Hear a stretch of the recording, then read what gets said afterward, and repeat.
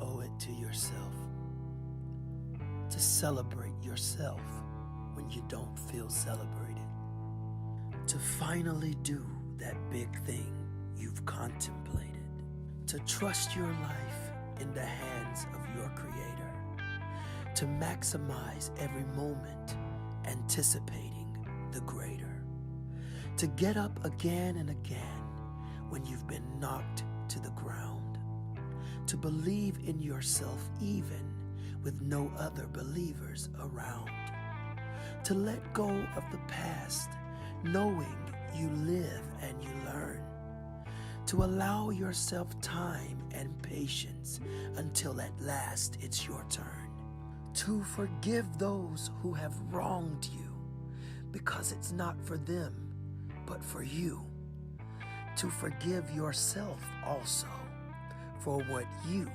did or didn't do, to grip strongly your peace and to maintain your joy, to be the best example for that young girl or boy, to safeguard your. It's your one-stop shop for all types of inspiration.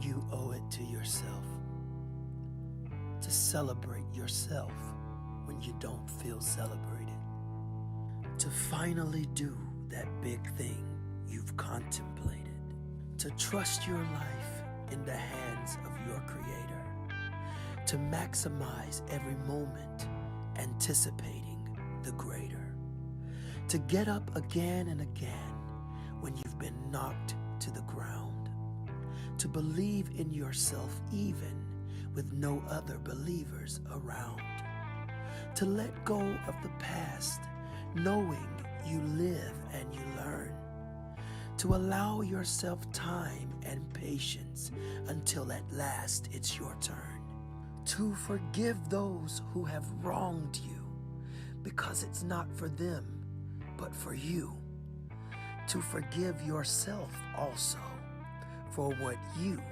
did or didn't do, to grip strongly your peace and to maintain your joy, to be the best example for that young girl or boy, to safeguard your heart and to cover your soul, to shout from the highest mountain fiercely and bold, to let your voice be heard because someone wants to listen, to create, to paint a canvas, to drop a track or stay in a kitchen, to know that you are human and embrace that you're fallible, yet to embrace the Savior who took the fall though he was yet infallible, to reach up high for the stars with the utmost ambition and to finally leave the world empty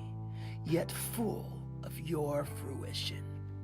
Today, there's no I owe you. Today, you owe you. Pay up, my friend. Pay up.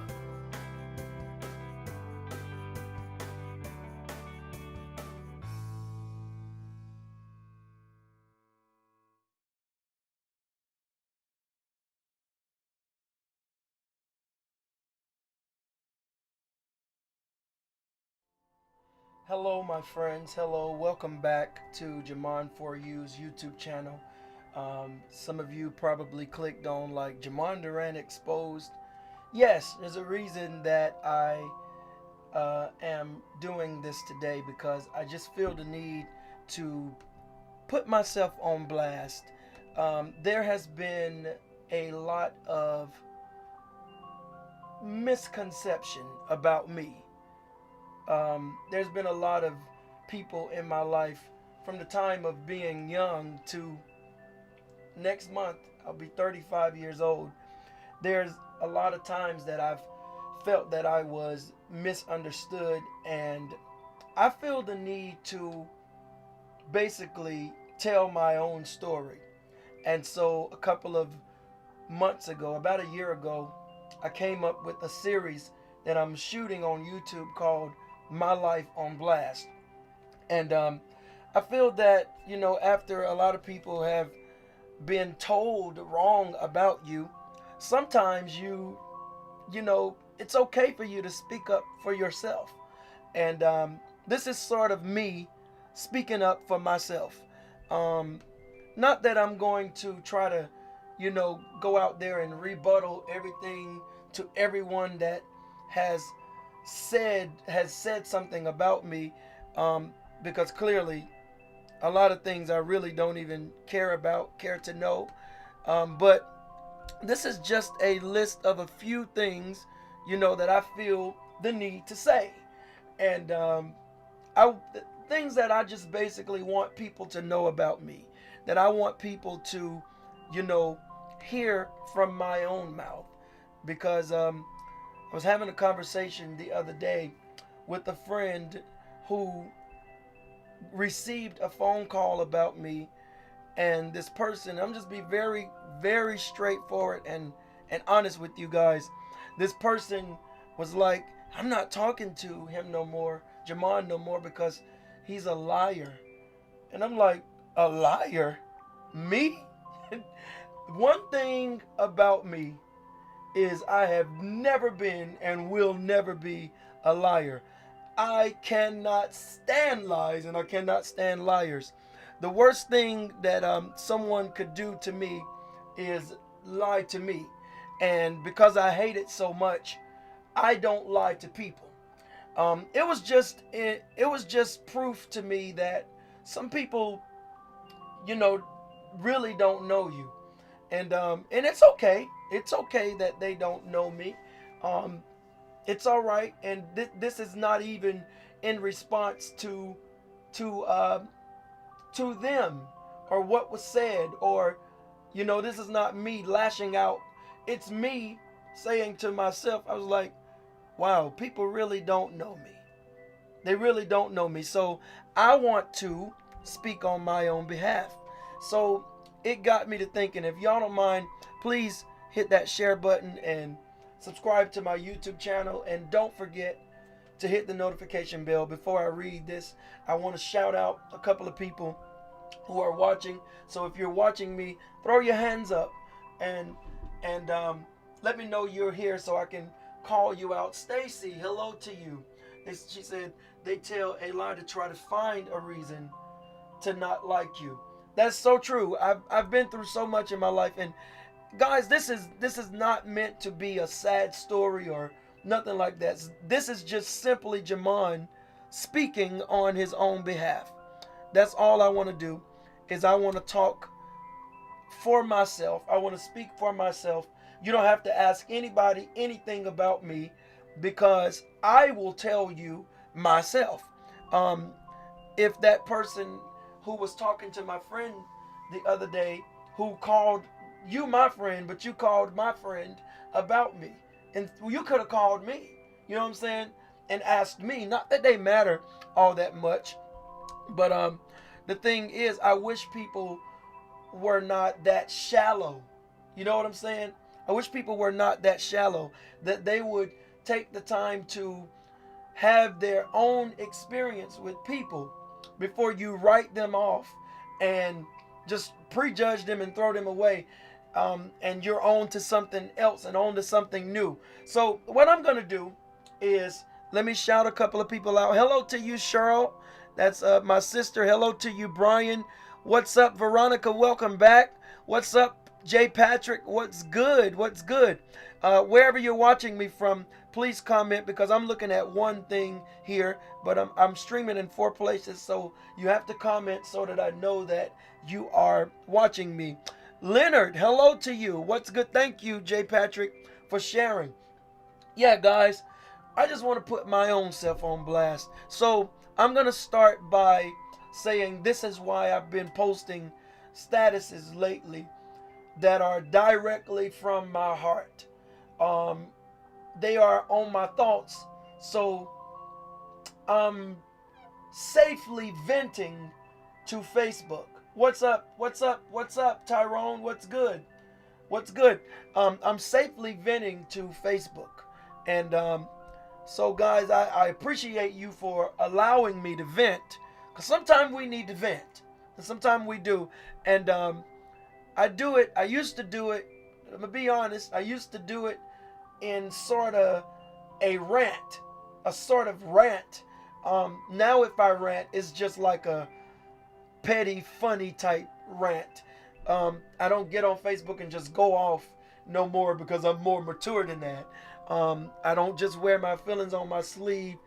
Everything I do, from videos I post to statuses I write to, whatever I do it to encourage people, because I feel that sometimes others need to read what I say. Others need to hear what I say, and others need to know that they are not the only one in the situation that they are in. So I'm going to read a couple of comments. I'm putting my life on blast. I used to hide things and don't want people to know how they made me feel, and who told us that that was a good way to be? No, sometimes you need to tell people you hurt my feelings. Or you need to tell people, not everybody, but every situation is isolated and different. But sometimes you really need to open up and tell people. Y'all agree with that? Hello to you, Avery. Hello to you. So this is going to be the first among many statuses that I'm going to read. This is going to be a series where I just come up here and vent and talk to you guys. So January the 11th, I posted this, and I'm going to warn you, it's kind of long. It says, I want to say this, all of this, because it's on my heart. One thing I want you all to know about me is I am not, have never been, and will never ever be a liar. I can't stand lies and liars. So I always try to say exactly what I mean. I am a person who will stab you in your front instead of stabbing you in your back. Let me stop right there so that I can explain this. I've met so many people in my life, in my years of traveling. I've been blessed to go a lot of places to sing and to speak, even across the water. And I've met all kinds of people, and a lot of people that I've let in my life, to kind of get to know me. I've discovered that people really, can be fickle. Like, people are, ruthless in the world. I never knew that people were so ruthless. One reason, and you'll see me as I'll talk about it later, is I was very sheltered growing up. I was very sheltered, and some of it was by choice, not just by my parents. I was very sheltered in my life. Like, I ain't ever been to no club. I've never been the kind of person to drink, the kind of person to smoke. I've never been that kind of person. I didn't hang out with friends. I mean, there was a just a split second of my life where I can say that I hung out, but I never really hung out with too many people and didn't go too many places as a child. So I grew up a little bit naive to a lot of things that were in the world, and I'll read that. But that's in the status, but I want to explain that so that I can explain this. How do I say it? How do I want to say this? Y'all don't mind if I take my time, do you? I discovered that people were ruthless in the world. Like, they really don't care.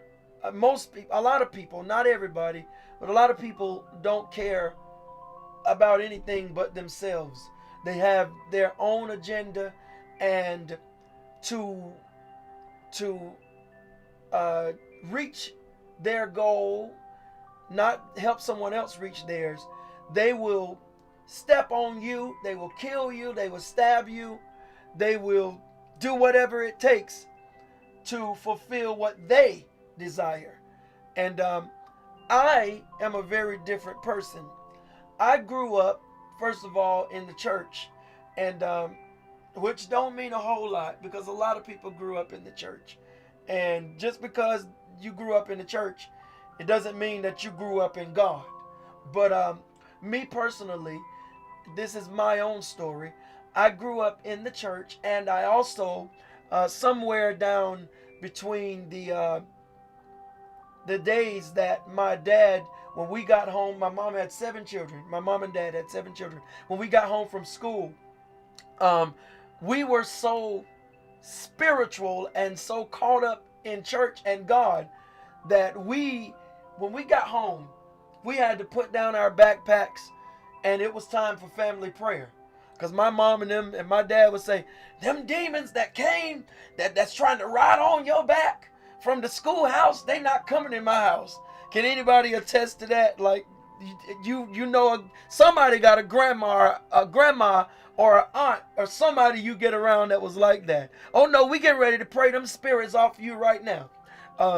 That's kind of how I grew up. If cousins came over, they had to pray. The few times that friends would come over, they had to pray. We had to pray. And in between those days, somehow in my teen years, or before my teen years, I actually fell in love with God. I actually fell in love with God. I fell in love with the Creator. He became a personal friend. He is someone that I've always known and has always been with me. And I want to say thank you to all of the YouTube people or whoever is watching me who may not believe like I believe. I respect what you believe. So I'm asking you, please respect what I believe. You know, I'm not on here preaching to you saying, you better get saved right now. You know, I do that at church and I do that in the right place. And, you know, but I'm not here. This is not me trying to force my religion or who I am on you. I'm not here to do that. I believe that he that is wise winneth the soul. That's what my Bible tells me. So understand, this is not a preaching video. This is a video that I want to express me. I'm led by God to do it. So maybe it'll reach you. But I don't want you to just click off. I want you to hear this. It's a good story behind this. But I fell in love with God early on. Like, I was saved. I can remember in 5th grade, I carried my Bible to school with me every day. Every day. And people started noticing, like, that ain't Harry Potter. That is a Bible. Is that a Bible? Is he really is he reading the Bible? Like, yes, I'm done with my homework. I was reading the Bible. And hello Deshaun, what's good? And so I developed the name in Chadburn, North Carolina, Chadburn Middle School. My nickname that they called me was Preacher Man. I was called Preacher Man. And I like to think of myself as a good person. I do. I like to think of myself as a good person. And I'm saying all of this for a reason. The person that I am, I will not hurt you. I will help you before I try to hurt you. I'm not going to hurt anybody. And if I cannot help you, then I will not hurt you. That's for sure who I am. It got in my heart at a young age, and I wanted to do right. I wanted to be right. Did I dot every line? Hello, Deborah. Did I cross every, did I dot every I? Did I cross every T? No, not by a long shot. But the problem that I had did not have to do with people. People can run their mouth about people. People can, just do people wrong. Just dog them out. I have never been that person. I couldn't, and not only have I never been that person, I couldn't stand to be around people who were like that. I was not the person who you could call and talk to other people about.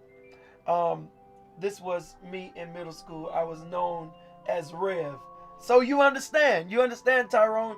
Yeah, so like I know a lot of people went to church, but I'm saying that the church was really in me. And the sad thing about it was a lot of people in the church world, they really, really didn't know it. They never knew that this boy prays every day, pray every night. And they looked at me and they called me gay and they called me all kind of things because they heard stuff about me. Look, this ain't no sad story. This is a real story. I'm putting this on blast because somewhere, somehow I know this is going to help somebody. They looked at me and they looked at my family bloodline and where I came from and all of that good stuff, and they just wrote me off. All of my life I felt like an outcast, all of my life.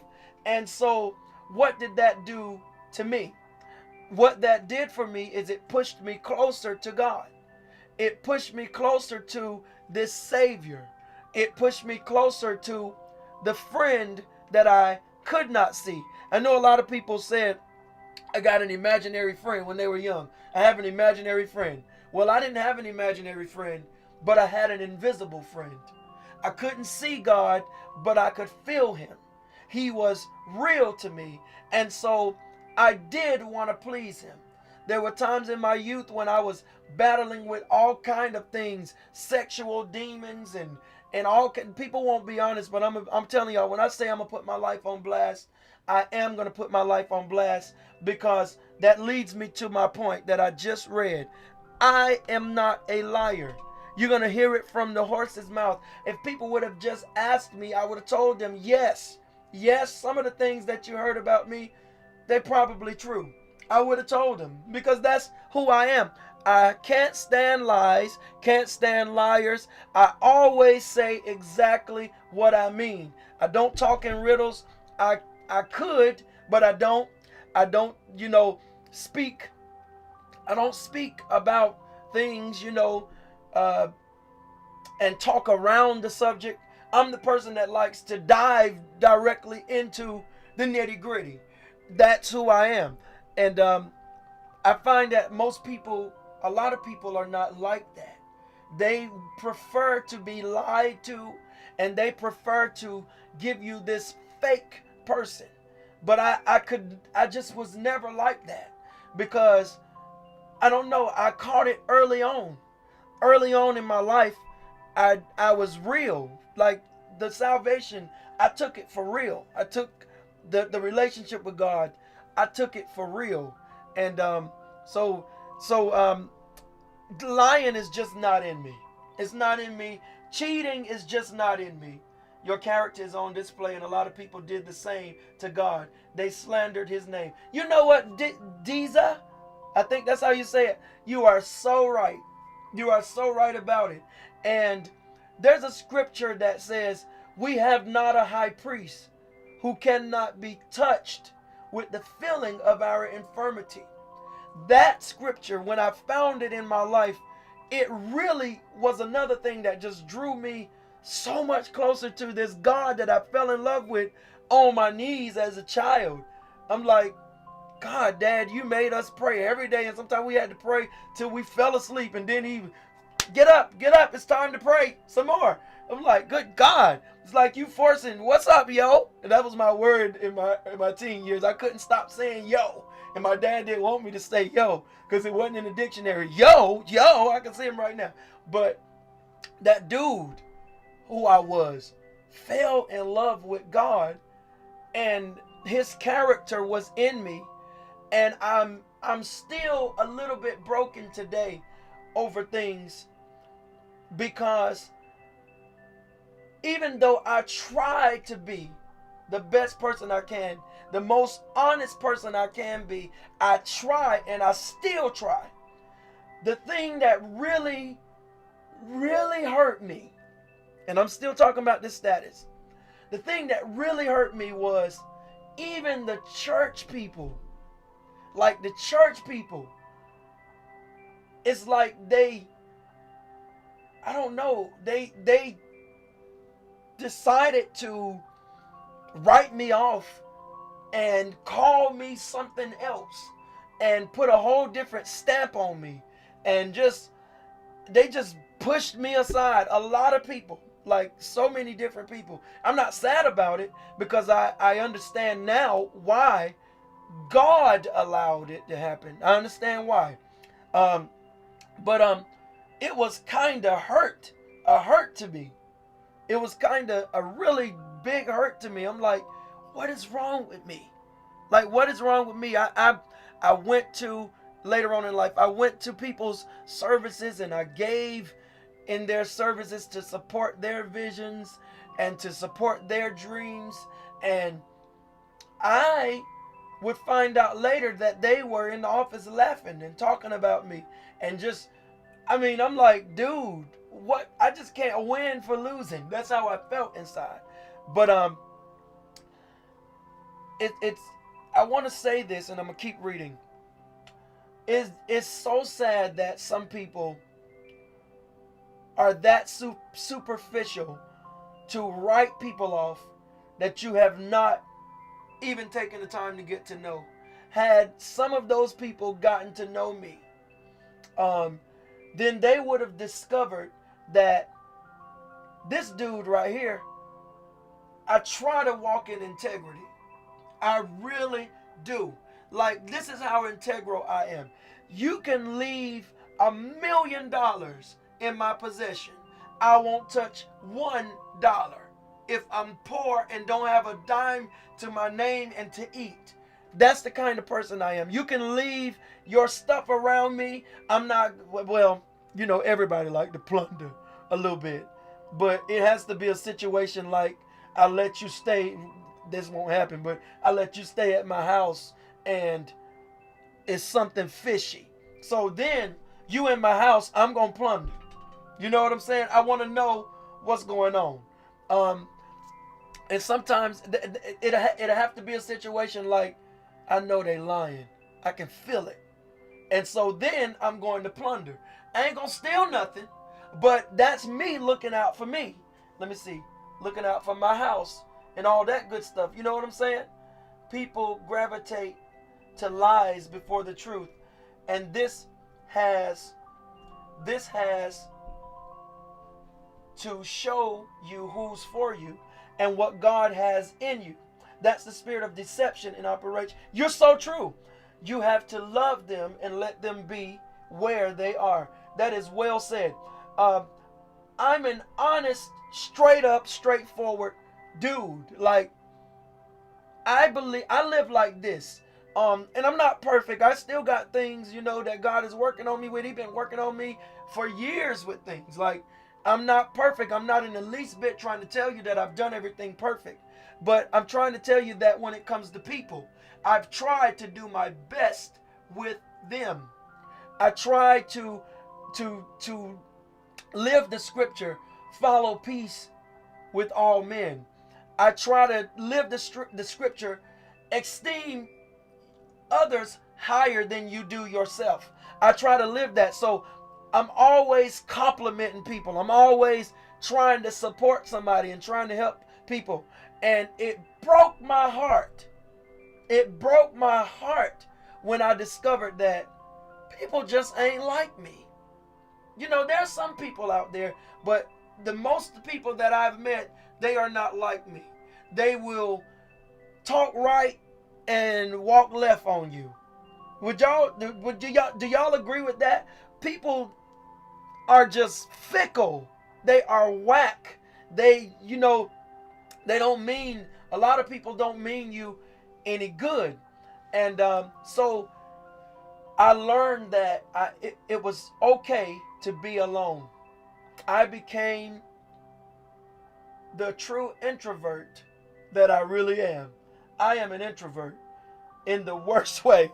I'm an introvert. Like, I get joy out of missing out. Some people suffer from FOMO, which is the fear of missing out. I am completely different. I suffer from JOMO. And the key word is suffer, because sometimes it's a little, I have to snatch myself out of this. JOMO is the joy of missing out. That's how I am. You're an amazing friend and brother. Thank you so much. I love being by myself. I love being stuck in this room and just not doing nothing. Coronavirus it was horrible. I know it was, but it gave me a reason to stay home. A valid reason not to go anywhere. It was like, oh, that was the positive side of it for me. You are fearfully and wonderfully made as God has already made you. People are whack. Yes, they are. It's called obstacles, and God wants you to work, exercise what you have in you. You guys are really, really helping me today. Thank you so much. Thank you for these comments. Yeah, I discovered that people were not like me. And for a split second, I let it change me. What's up, Kenyelle? What's good? I let it change me for a split second. This kind dude, this nice dude, that just want to see everybody get along, want to see everybody happy. That's who I am for real. Like, for real, people, maybe it comes off to some people as really fake, but no, it's who I am. It's really who I am. I am a loving guy. I'm so loving sometimes that I had two friends to tell me in life, you got to be careful with even your character. Like, they would tell me, like, you can't, just call people love. Because I'll, hey, love, how are you? And they'll tell me that people can't handle that because you have a strong spirit. And so you got to tone it down sometimes. You got to, that's how I love very hard, and I love everybody. I can meet somebody on the street and they could be stinking or whatever, and I won't look at them funny. I can meet somebody. I'm so loving. I've done this in my life that people have. I know that they just got through dogging me out, and if I am caught up in the same area, the same room with you, I am not the dude that'll walk right by you and you get this awkwardness from me. I was like this in my teen years. I would, hey, how you doing? And my feelings sitting there hurt. But blessings on you. Oh, I love you so much, even while my feelings are hurt. That's the person I am. And I think that my friends were really right, because some people preyed on that. They preyed on it. They was like, he gonna forgive me. I know he gonna forgive me because that's who he is. People will prey on that. They will take advantage of that. And I've had people, I realize now that with all the love I had in my heart and the love I have for God and the honest person that I am, all of that stuff, even with all of that, I was naive to a lot of things in the world. I said that earlier. And because I was naive, people could they could smell it on me. They could tell something was off, something's missing. And I've had some people, even upper level people in ministry, to prey on me. And I'm not talking about P-R-A-Y. I'm talking about P-R-E-Y. To prey on me and take advantage of, this kindness that I have and take it for weakness. I really was so just weak in some ways. I didn't know how to tell people no, all of that stuff. And I'm sure most people can attest to that. You grow up and you have to learn how to tell people no. But I grew up and more God healed me into basically just becoming a strong man instead of a weak little boy. a lot of the insecurities and things that I developed in life due to being pushed aside and due to not fitting in and due to growing up kind of poor. And I wasn't kind of poor, I was poor. I know what it is to have a pea bucket in your house. I know what it is to live in a horse stable. My family lived in a horse stable. And I'll talk about all of that later on in life. And not in life. I'll talk about that later on in another video. How I grew up. Because I wanna wrap this up. Christina said, that's what they do. I suppose you're saying that's what they do. Take advantage at times. And yes, they really did. A vessel unto honor. Thank you, Ty. I try to be. Ty said, you're a peculiar person. I've always looked up to you and honored the vessel that you are. And you've always shown me that too. You've always shown me that. So thank you so much for that. Yeah, so people really, they took advantage of that, and God had to grow me up real quick. But I found myself, and I'll finish this and I'll finish reading this status. I found myself, just like everybody else. Even though I'm an introvert and I like being alone and all of that good stuff, every now and then, I wanted some type of companionship. I wanted some kind of friendship. I wanted to feel understood by somebody. And because I did, it started changing some things about me. I had a little promiscuous season of my life. Didn't last long, but I did. I had a little promiscuous season of my life. I wasn't a hoe, but I've done some hoish things. Really, to be honest. I, let people in my life that should not have been there.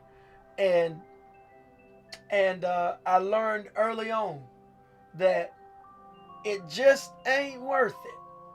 You let the wrong person in your life and you have to walk out the course that they put you on. You start walking on their course of life and you start losing yourself. And it starts changing your, I pray that I was a friend to you in the event I offended you. I apologize. You never did, Deshaun. You never have. You've only been a good person to me. The few times that we've met in person, you've only shown me a good person. And I appreciate that. But I let the wrong people in, and it made me kind of, I don't know. I don't even know how to describe, because it did a lot of things to me. Like, there was long seasons of my life where I had to walk out of the place that it put me in. So I won't take a lot of time talking about that. But it made me, I would say that it kind of further cut and opened the wound. Y'all remember just now when I said that people felt something off about me? They could see something off about me. And perhaps that's why some people stayed away, because they couldn't stomach looking at the pathetic little person I was. Or that maybe that's how they saw me, and that's why they stayed away. Or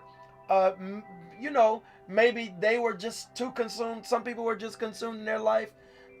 Maybe and some others handled me because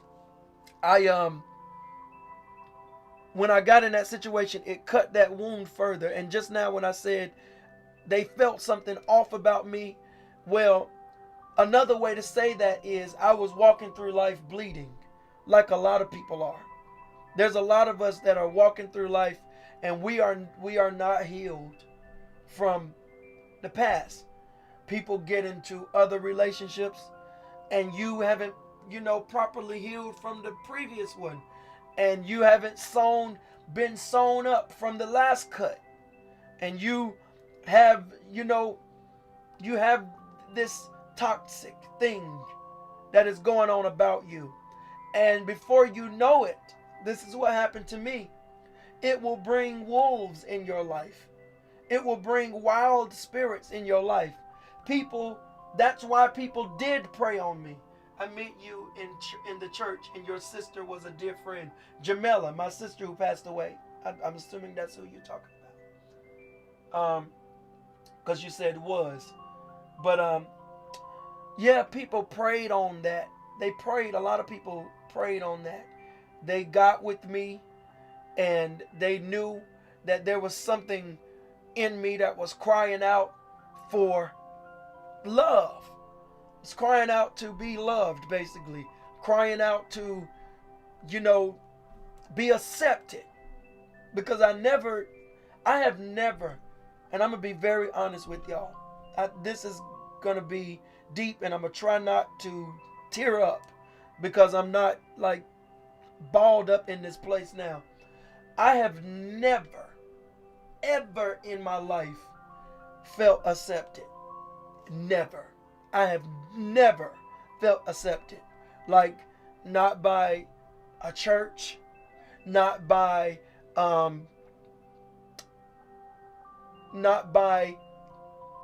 friendships that I grew up with in school. I have never felt accepted outside of a few people in my life. Outside a few people. And they are family. Those people, and when I say family, the way I view family is this. You don't have to be my blood to be my family. Like, there's a place you can cross over with people that blood couldn't make you closer. You understand what I'm saying? So I've been accepted by one or two friends. One or two. But some of the people that I call my brother, call my friend, they never accepted me. They never really loved me. They took advantage of me, and no matter what I did, because I used to do so much to try to get people to accept me. Can y'all share? Can y'all share this broadcast? Yes, I'm being very honest. I'm going to be very real today. I'm exposing myself because I feel the need to do that. I really do. There are people that I loved so much. I loved them.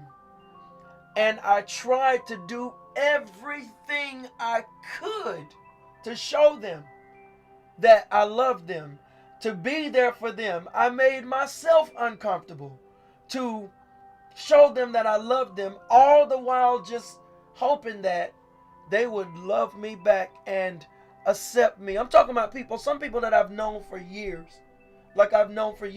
But they could never get over their jealousy.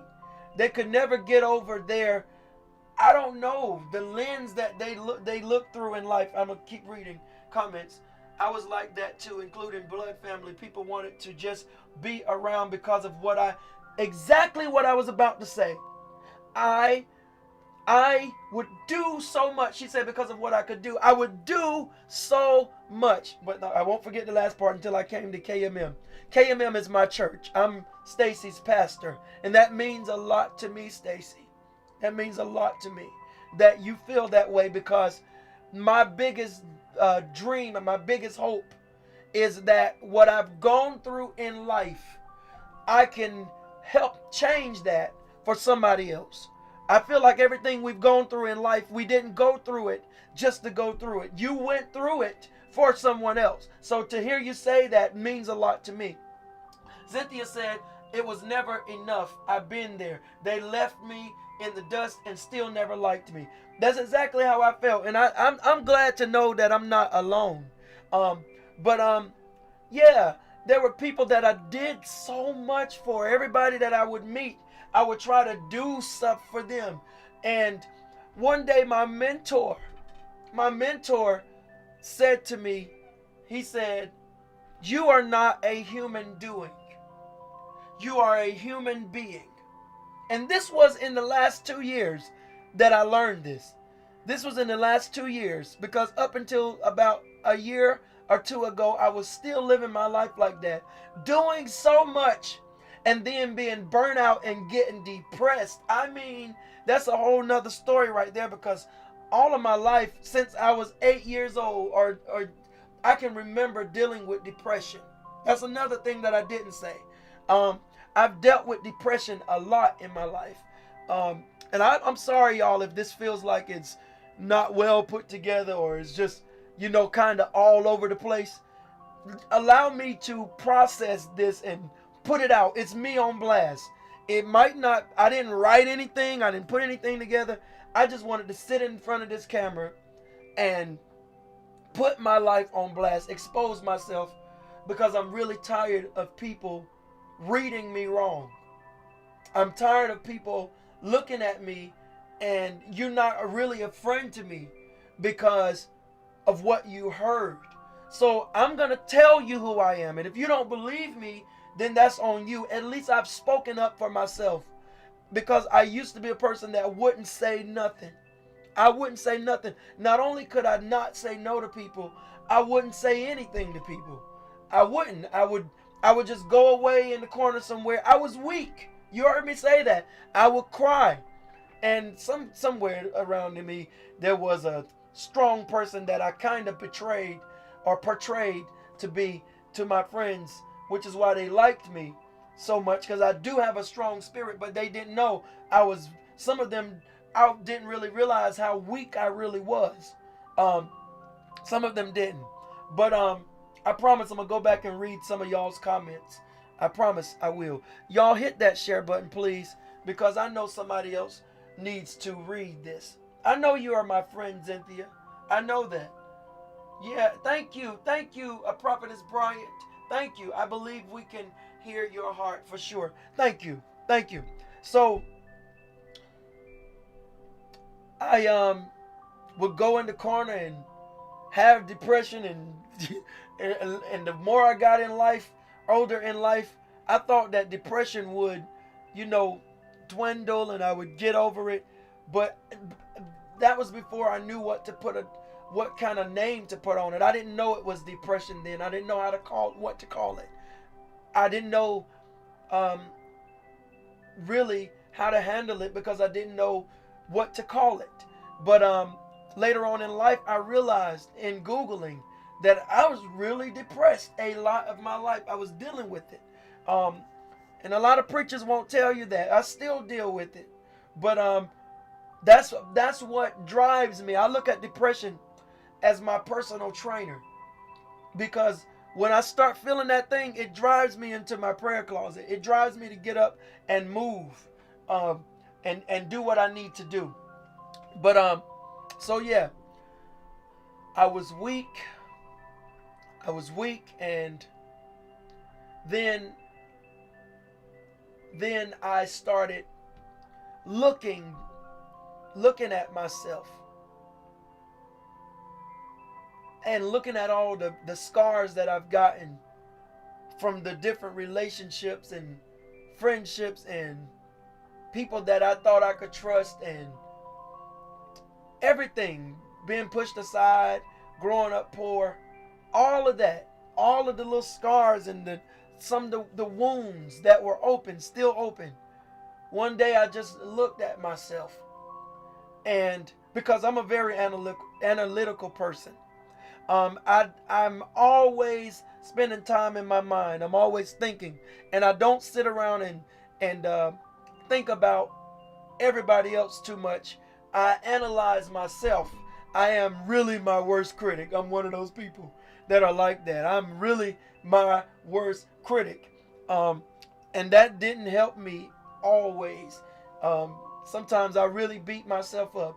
But I looked at my wounds, and I started thinking about, what is really wrong with me? Why did I deserve this? From being molested. I ain't tell y'all all that, did I? Everything you hear me say in this video, I'm going to go back and talk about it later. I'm not going to go in detail from the horse stable to being molested to depression to all of that. I'm putting all of this on blast, and I'm going to go back and have this conversation with y'all later in detail about certain things. Each video will be about, a specific subject that I'm covering in this video. From being molested to even being raped. I've been raped in my life. Some people may not know that, but it's true. I don't think I've ever publicly said that. I don't think I've ever publicly said that, but I don't think nobody in my family even know that. I've never really went in detail about anything that has happened in my life with my family. We discuss things and we move on. But the truth is,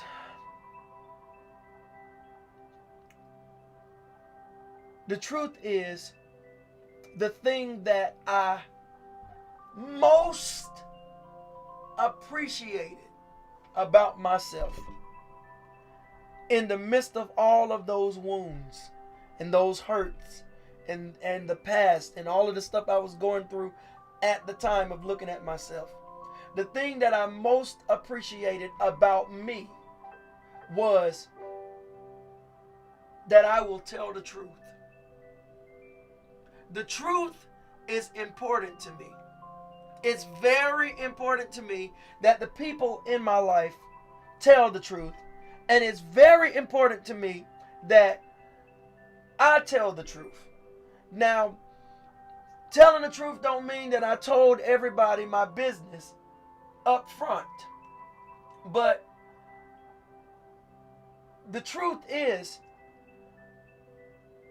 that you can be an honest person and you can be transparent without being naked. You understand what I'm saying? You can be transparent and not be naked. I applauded myself in the midst of that hurt and the pain. I started applauding myself and saying, but you know who you are. You know that you're honest. They lied on you. They lied to you. But you should be glad that you are the way you are. You are truthful. You are honest. And I celebrate that about myself. I take pride in that. I really do. I really do. In a world full of liars, I appreciate that I will tell the truth. I will tell you the truth about me. And the things that I don't say, it don't mean that it's a secret or anything like that. Some things are just none of people's business. You know what I'm saying? But I wish instead of people lying on me and people believing what the people said about me, because all of us have been through this in life, I wish people would get to know me for themselves. Again, that's why I am doing this video. So let me go back to reading this. I can't stand lies and can't stand liars, and I'm going to end this in just a few. I always try to say exactly what I mean. That's who I am. I'm a person who will stab you in the front instead of the back. If at any point in my life I have ever tried to be a friend to you, it was completely genuine. It was completely genuine, because that's who I am. If I meet a person, I try to find out, how I could be a help to them, not a hurt. It's completely genuine, but it really hurt me when I discovered that people took me as something fake and they believed what others said about me when I was right in front of them. They could have asked me, and me being a truthful person, it bothers me when the truth is right here and you call me a liar. That bothers me very bad. So if I met you and I didn't like you, I would tell you, and I would tell you why, if I felt that's something that I needed to do. Because there are people we just won't like, and vice versa. But even in situations like that, I have always and forever will show people nothing but love and respect. That's who I am. That is who I am. I show people respect. When I got ready to leave a certain organization that I was in, I told that leader, I said, you know what? I'm going to leave. Before I disrespect you, I'm going to leave. I'm leaving the organization and you can have your license back. And then I manned up and told them that if you go out and tell a story on me, then I'm going to tell the truth on you. I told that person that. And, I still didn't blast people in my life in ministry. I didn't blast people. I did not blast them, and I could have really told the truth on some people. And I felt like I was stupid. I felt dumb in my own self for protecting people who were trying to cut and uncover me. I felt so bad about it. And this is why I feel the need to do these kind of videos. Because for so long I've held this stuff in and I was about to implode on the inside. But now that I'm on the other side of it and I've walked through a lot of things, I can rationally sit here and help somebody else who has gone through molestation and gone through being raped and gone through all of the stuff that they've gone through in ministry. Yes. And let me finish reading this. But even in situations, I've always shown people love and respect. I'm a loving person, always. I can be mad with you, and I'll still speak. How you doing? God bless you. And it won't be fake. I'll smile at you. If it's a day that I can't speak, I'm not going to go around you. Because sometimes we do have moments. I'm not going to come around you. I'm going to stay away until I can handle myself and not act out. Because I know me. I'm so honest and so truthful that I'm not fake enough to just speak over some things and not bring out, you know what you said to me the other day was wrong. I'm that person. I'm so honest and so true that I will bring it out. I will say it to you. And so I had to get myself in a place where, you know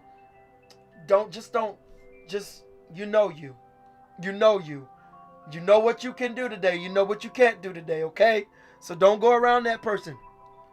I'm a loving and respectful person, even when it wasn't reciprocated, because that's who I am. I'm straight up, honest type of guy, and you'll never have to ask someone else about me.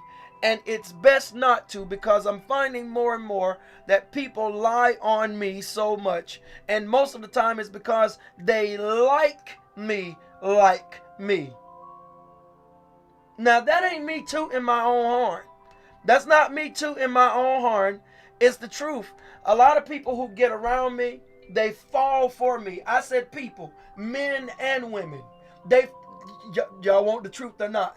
They fall for me. And I find out that a lot of people, when you're a person like me who is now, I'm not weak like I was. You're not going to manipulate me. So when I found that when people, when they cannot manipulate you and they cannot control you, what they will try to do is kill you.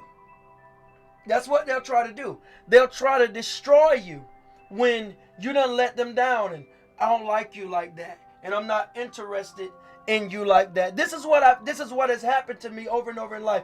People like me so much, and I don't return the feelings. I'm sorry, I don't return the feelings. Some people, I have no idea how they ended up liking me so much. I wasn't sleeping with them. I don't feel that I gave them a reason to like me. I was just being me. You know what I'm saying? And then people confess their love. I like you. And then you tell them, well, I only, see you as a friend. Or sometimes I said, here's the thing. Most of the time I said, I'm not looking for any type of relationship, which is the truth. I've been single for 6+ years. That's honest. That is honest. I've been single, and I'm just not interested in any type of relationship right now. But when people like you, sometimes they can't handle it, and what it turns into is hate. I've seen this in my life, and sometimes that's why I started pushing back from people and just staying away from people, because I didn't want, I just didn't want to go through that no more. I really didn't. I didn't want to go through people. I'm thinking we friends and we are good friends, and then it comes out that you got feelings for me. And I'm telling y'all, it's more than 10 people I can count on my hand. It happens to me so much. I don't know what it is about me. I'm not the cutest thing walking. I'm not the finest, most attractive guy. But, people who I have let in my personal space or let near me, they just fall so hard for me. I don't know why. But, a lot of them ended up just, they hate me. They hate me, and it really bothered me. But let me finish reading. Most of the time it's because they like me, but I don't share the same interests that they share in me. So just because I don't return your feelings, you mad. And now I'm a liar. People call me a liar.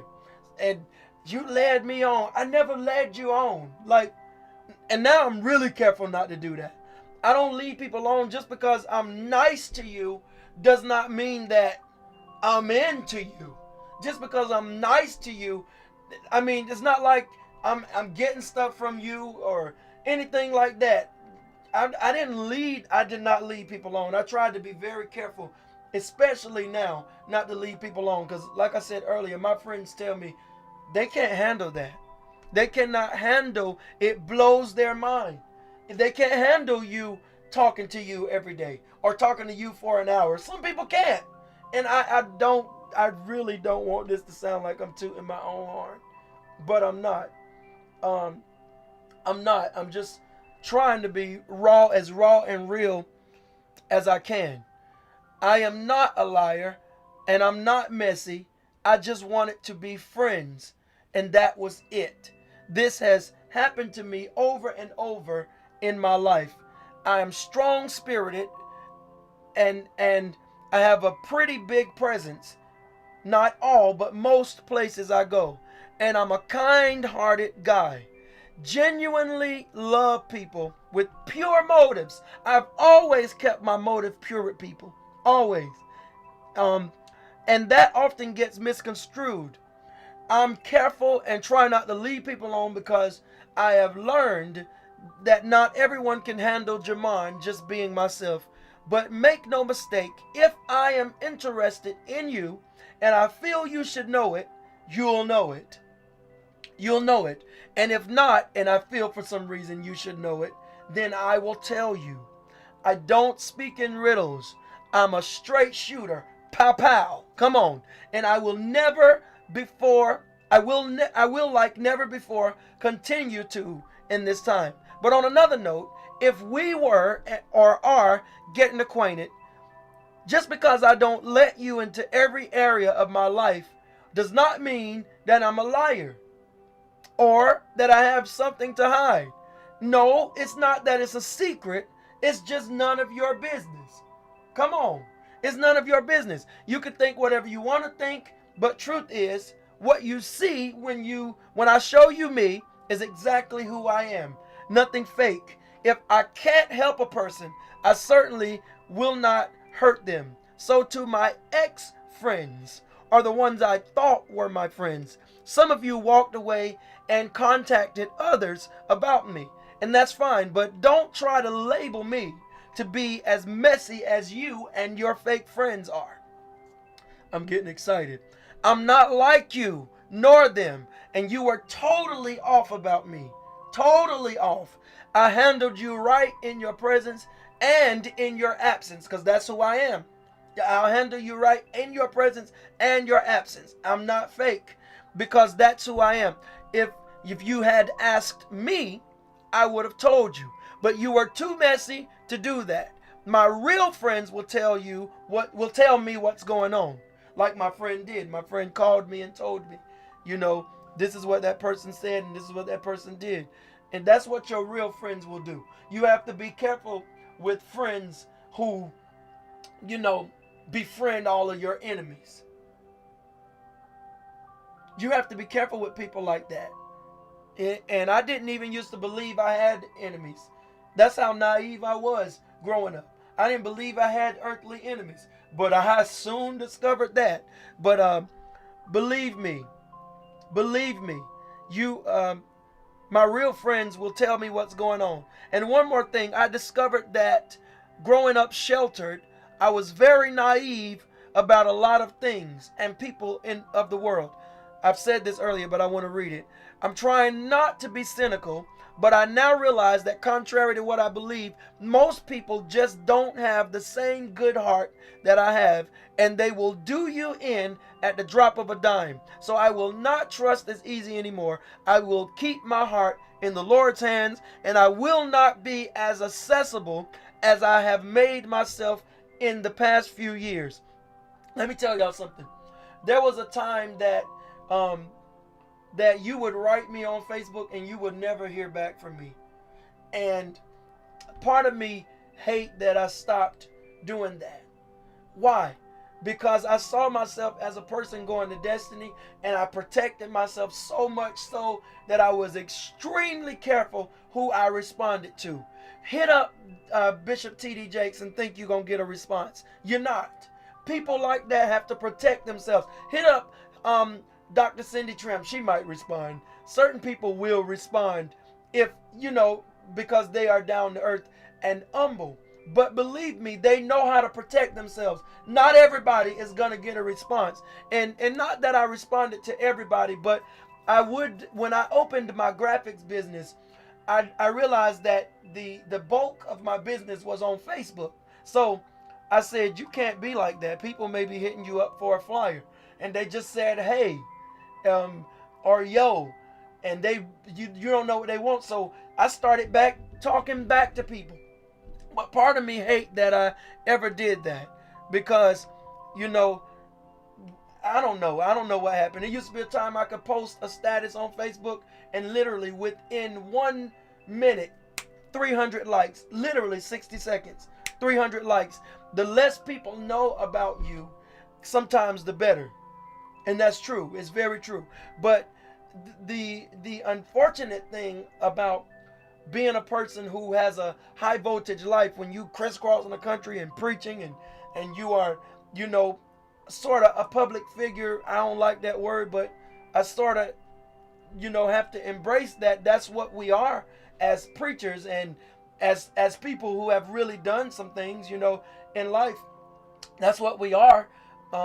We have to accept what comes along with it. Sometimes your name will get dragged down. People will talk about you. They will drag you. You don't get success and get known a little bit in the world without people digging in your past and people, trying to tear you down. It's a dog eat dog world out there. So, I'm going back to, I'm sorry, all some people going to get from me in this season is red. That's it. Read or seen. That's all I have for them. Let me see. Where was I? Don't have the good heart that I have. So I will not trust as easy anymore, and I will keep my heart in the Lord's hands, and I will not be as accessible as I have made myself the past few years. I've tried to be more open to conversation and Facebook messages and DMs because I'm a business owner, but some people just don't deserve me nor my time. It is what it is. So many of you, even with the love I have for you, will never hear from me again. I'm sorry, but it's the truth. And if you reach out, your only response just might be seen or read. Because early on, I used to think more positively about myself. I had high hopes and I carried myself like I did for years. I let the wrong Negroes in, and it caused me to lose myself, walking around thinking that I am the problem. No, I have some problems, but in certain situations, I see now the problem was you and the state of the world. People just don't trust people because there's a lot of foolishness out here. So I was able to heal a little bit because I realized some people don't trust me and they don't believe me because of what they have encountered.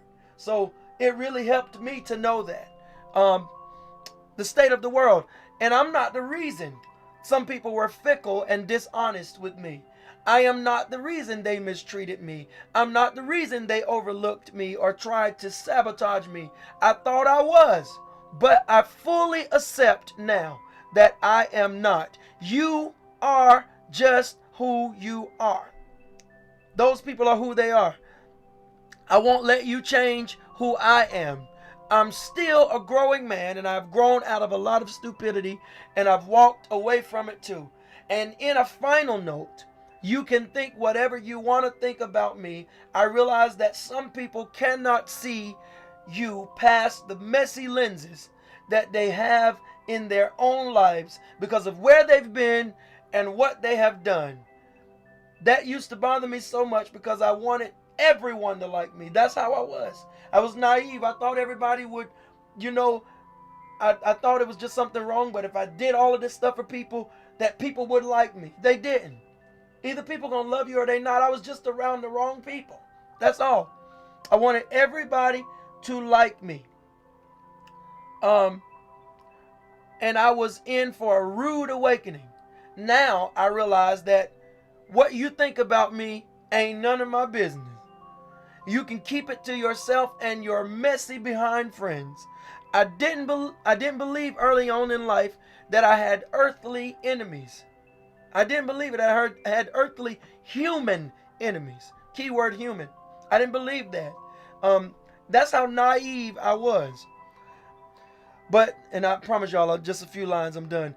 That was even in my early 20s. Now at 34.9 years old, I'm well aware, and I still have nothing but love for you while staying away from you. This message is not subliminal, it's straight up, and there was no one person in mind while writing. There were quite a few people, but if the shoe fits, wear it. Much agape, FB friends, and foes. My truth. I wanted to read that. Because I want the world to know that what you see right now is exactly who I am. The person that you see in front of you is who I am. There is nothing fake about me. I'm not, just trying to be one thing to the public eye and another thing to, in private, a private blunder and a public wonder. I want the world to know that if I was ever nice to you, it was genuine. And I didn't try to lead you on. I want the world to know that if I ever preached for you or anything, I took that very seriously. I took every assignment serious. I have all of my life. If I've ever met you and smiled at you, it was genuine. If I ever called you and said something, it was real. I tell the truth. I don't lie. Before I lie, I will say, I plead the fifth. You know why? Because I want to walk in integrity, not just for people, but for God. That is the thing that has caused me to heal, is because God loves the truth. He loves the truth, and because I saw the truth about myself, and I know He loves the truth, it allowed me to allow Him to come in even more and heal me. You can be straight up honest with God. You can be straight up real and raw with God. And I try to be that way with people. The best I can possibly be. I try to be that way with people. If I got something to say about you, I'm going to call you. Some of y'all know that. I ain't going to be fake and go behind your back and say it. I'm going to call you and I'm going to tell you, don't do that no more. Because that pressed the button for me. You were wrong. You were out of order.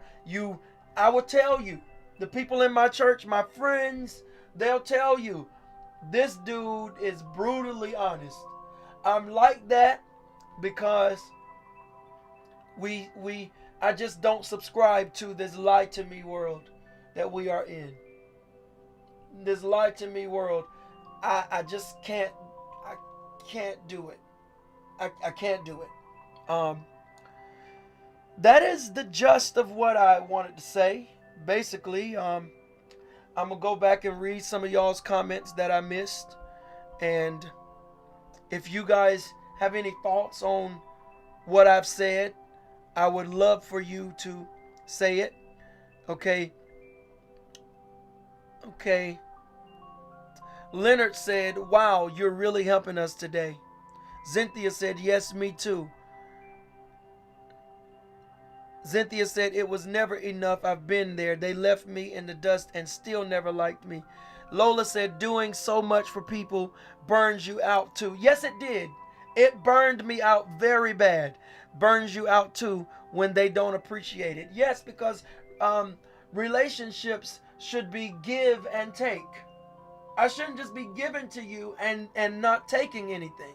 Because I never take, I used to say give and give because I said both parties should give. But the truth is it should be give and take, because I was thinking about the other party giving. I was so used to not giving. I said give and give and just jumped over give and take. But it should be give and take. I should be able to give and take from you.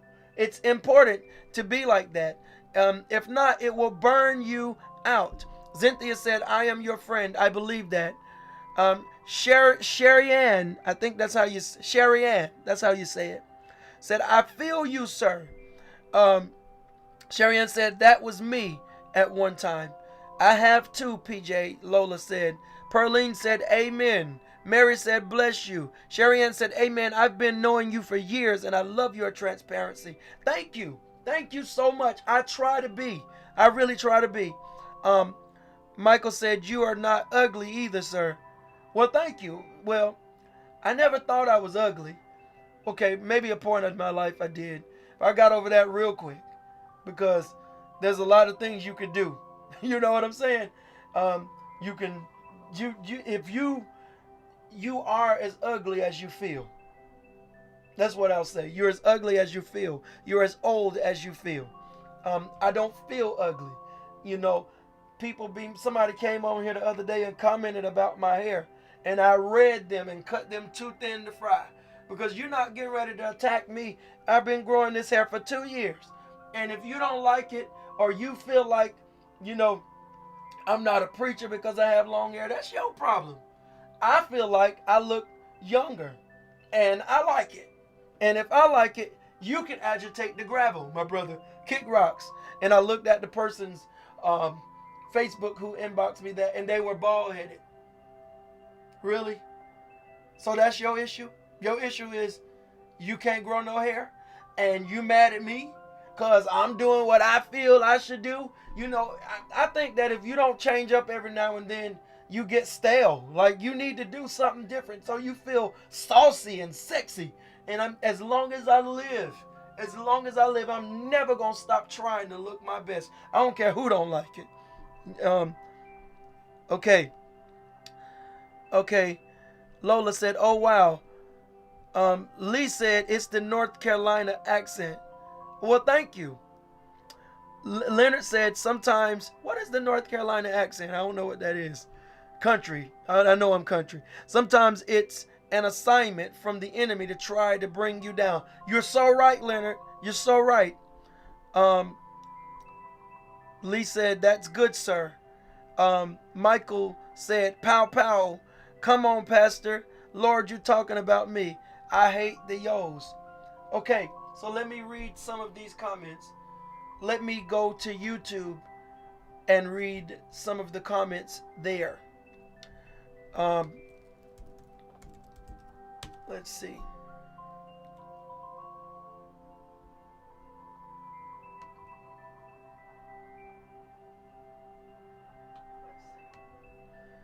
All right. Deeza said, that's right. I'm glad you got out of done. That must mean you know me. Who are you, Deeza? Who are you? Avery said, this live has helped me and called me up to a new level of personal accountability for my life. Thank you for sharing this transparency. I'm glad I could help. I really am. Avery also said, Lord, I thank you for this type of deliverance and transparency. Read the contents of the book, not just, yeah, exactly, not just the title. Read the contents. I like that. You have to open your mouth. It's called Matthew 18:6. Depression comes for me too at times, Avery said, and I have to encourage myself. Amen. Jesus said, you are kind and honest. That is true. I attend your church back in 2008, and a lot of people was in my ear, and it sounded like jealousy. However, I'm glad to see you are doing well. Thank you, Jesus. Stacy said, I was like that too, including blood family. I've read that already. Okay, I think I've read most of the comments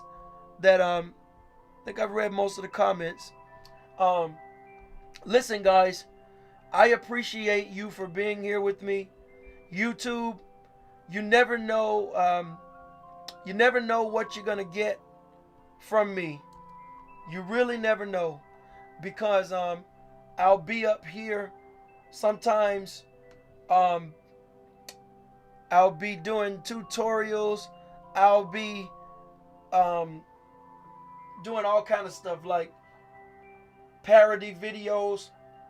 But today, I just wanted to be real. I wanted to be real, and I'm going to try to do this once a week. Listen, if you have not subscribed to my YouTube channel, please, ma'am, please, sir, subscribe to my YouTube channel and hit the notification bell. I am almost at 1,000 subscribers. I had Fiverr to help me out a little bit. I hired some people on Fiverr to advertise my channel a little bit, and it really blew up. But I got some bad reviews about Fiverr lately, so we'll see. We'll see what happens. They did what they said they were gonna do, but I'm gonna see if these subscribers actually stay and if they are not bots and all that kind of thing. But I'm almost at 1,000. So if you have not subscribed to my YouTube channel, and if you're watching this and you are a subscriber and you have not hit the notification bell, please do so. I would greatly appreciate it.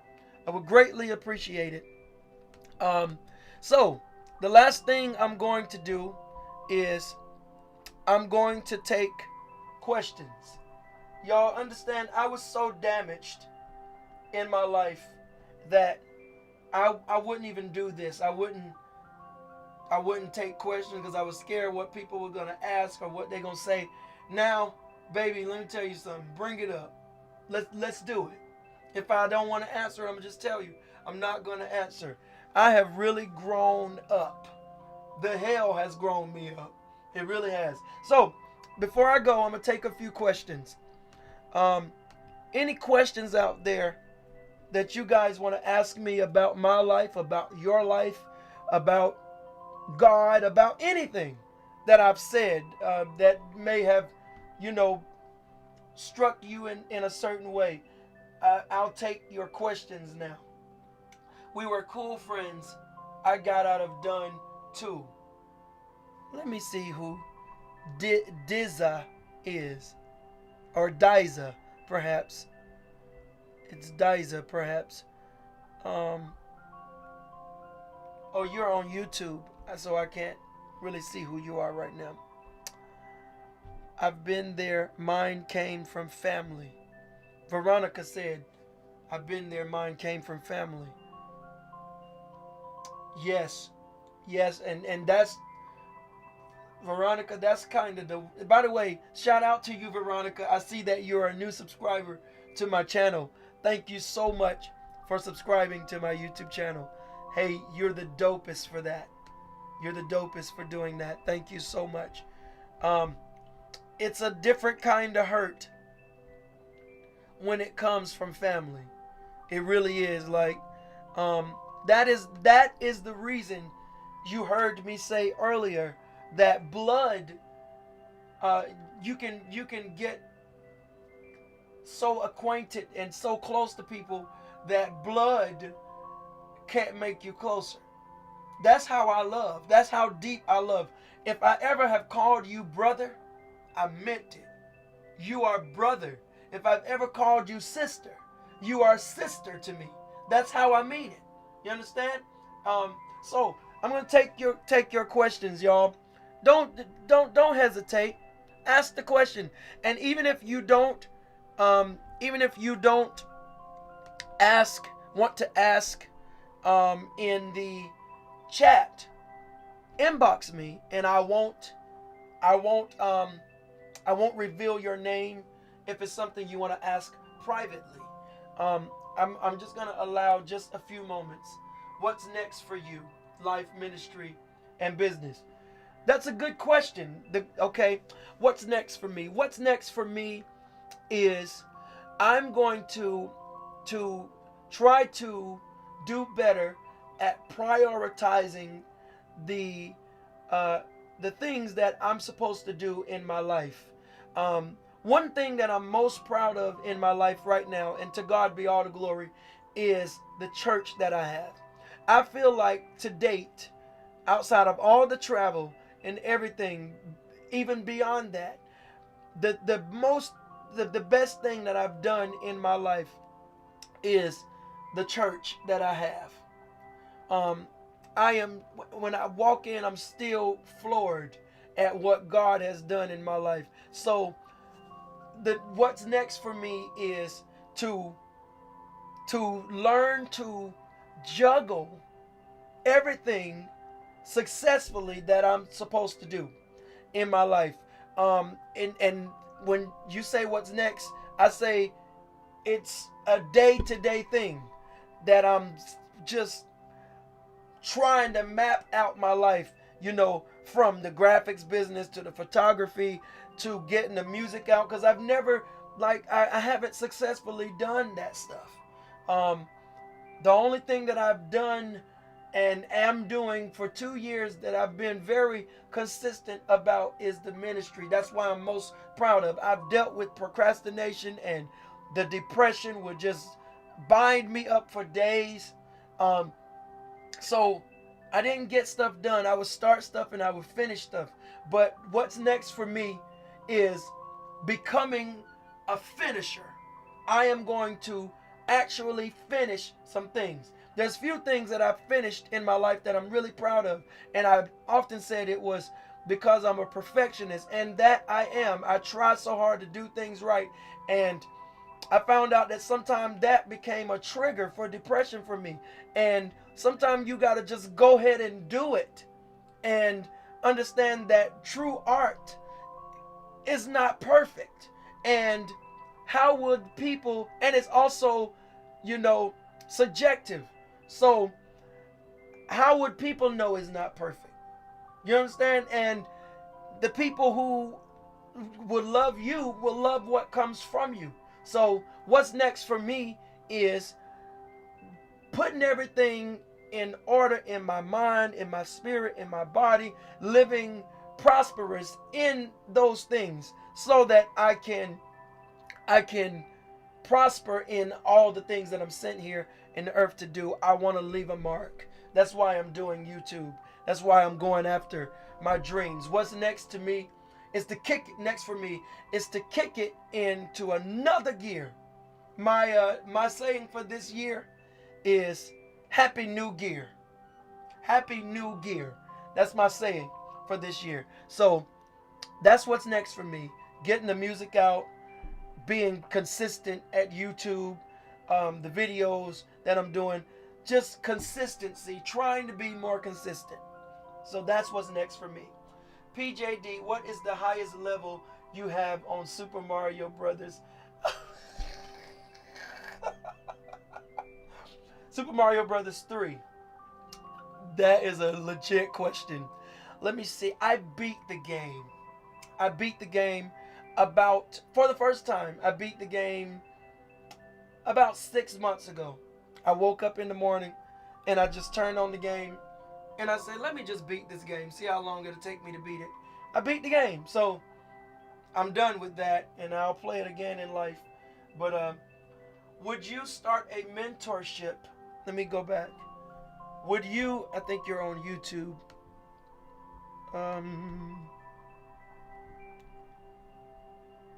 These are good questions. Would you start a mentorship program for ministries or business or anything?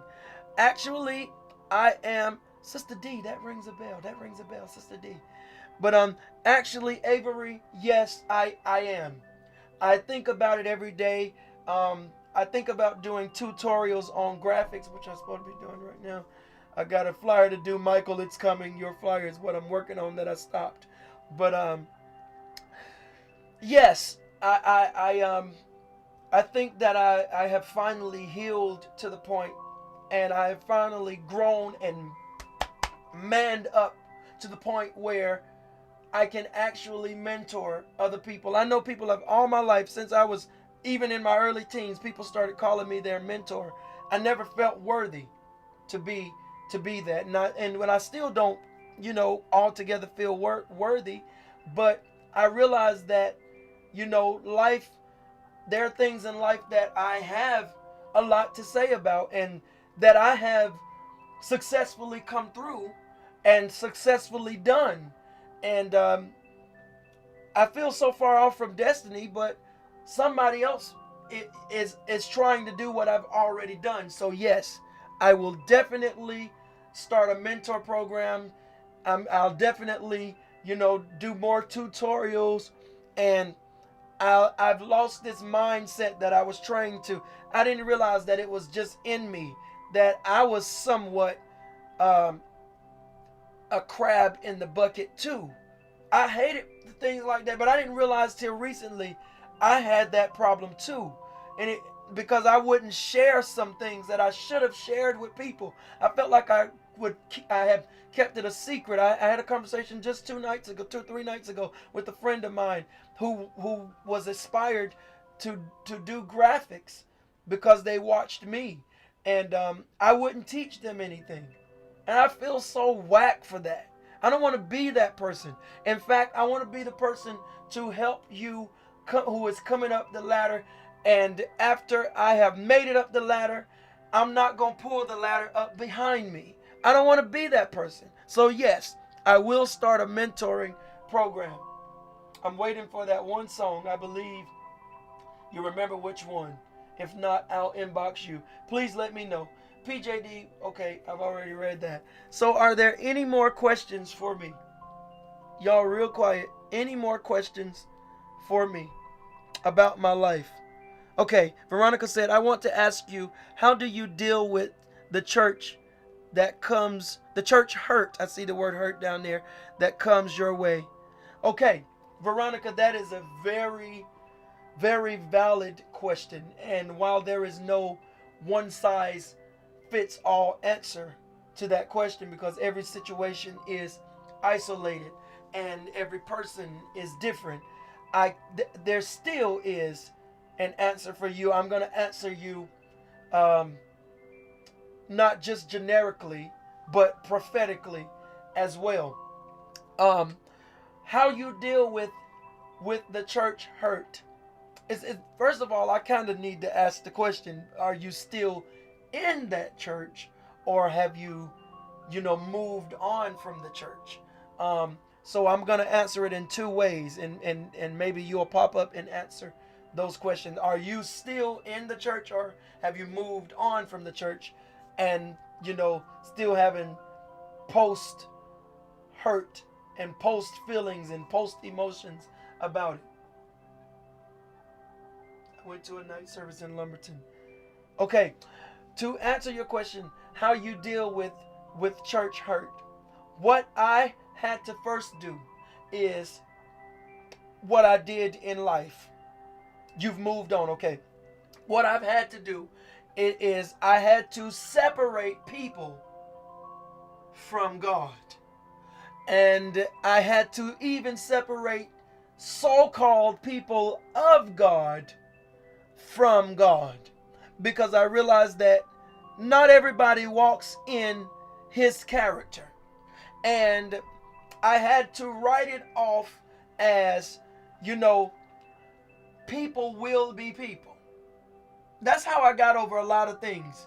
people will be people. And I had to go in my prayer closet and I had to pray things out. And when the Holy Ghost would let me know that you need to, this is something that you really need to contact your brother or your sister about, then I would do that. And sometimes even in contacting that person, they could be so messy, and God will still have you contact people to get it off of your conscience and to teach them a lesson that which they don't sometimes learn right then, but they'll learn it and come back later. So many people have come back later. So it's good that you moved on, but you have to know, to have discernment when it's something that you can pray out in your prayer closet and allow yourself also time to heal. Because I understand God is a miracle working God. And miracles are instantaneous, but still God is a healing God too. He's set laws in motion that healing is a process. And some things, because we are human, they don't just come out the first day we pray. They don't just come out. So sometimes the hurt is so deep that you have to understand that it takes a process. I hope I'm helping you. It takes a process for you to heal through it. And sometimes you need to do things while in that process to further along that process. And you need to use discernment in those things. Sometimes in that process, we need to do what some of us just don't do. Some of us call around the person that we should call. You need to call that person and tell them, you hurt me. You know, you hurt me. You just really, I gave you my heart. Whatever happened, you need to sometimes talk it out with people. And that's what you have to do. You have to discern what to do in the situation. You have to go to God and separate him from people. And the reason I say that is because I'm talking to someone else who has left church. You've left church and you don't want to go to church no more because of what people do and what people have said. But that's very shallow, because you had a bad experience at McDonald's, but you still go there. You might go, you don't stop eating McDonald's and in another town just because one McDonald's, handled your order wrong, or they were mean, that person had a bad day. So you don't make a blanket judgment over McDonald's, the whole company, because of one person. That's very shallow. And so to that person who is not going to church anymore because of what people do, separate those people from God. Understand that you are going to the house of God. I know we are assembling ourselves together, but the reason is for God. Go to church for God. And when you go to church for God, he will connect you to who you're supposed to be connected to, and he'll help you resist the urge to join the clubs and the cliques in the church. That's the big problem. A lot of people don't realize that there's people that have stopped. Some people have stopped clubbing, but they still have a club mentality, and they'll never let you in. They'll never let you in their group because you can't sing, or because you look different. You don't dress. You don't have the same amount of money. That shouldn't be in church because you're a different denomination. If we're serving the same God, we should love everybody. We should love everybody. And so I just want you to really, you gotta, in order to heal from the church hurt, understand that people are people, God is God, and keep that personal relationship with him. Let him walk you through the healing process of it. And if you've moved on, then that's a good thing. Time is a healer. Time is two things. It's a revealer and it's a healer. Sooner or later you're going to see it, And sooner or later, you're going to get over it. And so, that I hope that helped you. Laura, hey, Laura, what's good? She said that is so important for healing. Let people know that they hurt you. That's very important because it's for you. And sometimes in calling them, the conversation won't go as good as you want it to go. But pour your heart out and move on. Because a lot of people have forgotten is you can't just keep going before God without dealing with people. You can't. You have to separate God from people. But the truth of the matter is, people are still included in your life, in your journey. I don't understand these people that talk about, I'm fasting, and I ain't dealing with nobody. I ain't talking to nobody. I ain't want to deal with nobody. Well, you fasting for what? You're fasting to allow the power of God and the revelation of God to be revealed in the earth. To who? Dogs and cats? No. People.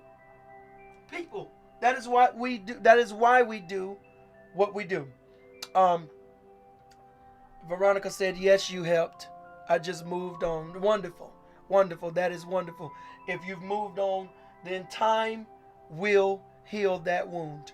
Time will definitely heal that wound. Listen, guys, I have really and truly enjoyed being on here with you guys. Any more questions for me? Any more questions for me before I go?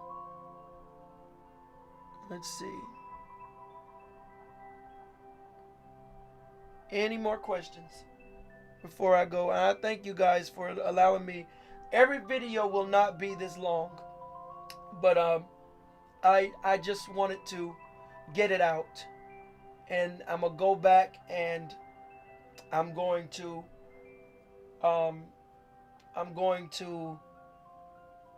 talk about different little things. Depression in a video. Growing up poor in a video. Being molested in a video. I'm going to break this down. Talk about self-esteem in a video. Different things that I'm going to talk about in videos like this. I'm just going to be raw and real. As raw and as real as I can be. I need to hear from you. Deshaun Sibley said, all right, my brother, inbox me. Let me see. Going to come down there Thursday morning. Okay. All right. So, guys, if that's all, then let me just check out my other page here. How do I get, okay, right here. Oh, I can do that right here. This was awesome. Thank you, Stacy. Thank you very much. I just want to be real. You know what I'm saying? I just want to be straight up and honest with people, because it's enough liars in the world. I refuse to be one of them.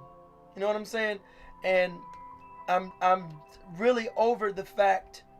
I'm over the fact that I am a victim of the lies that people tell in the world.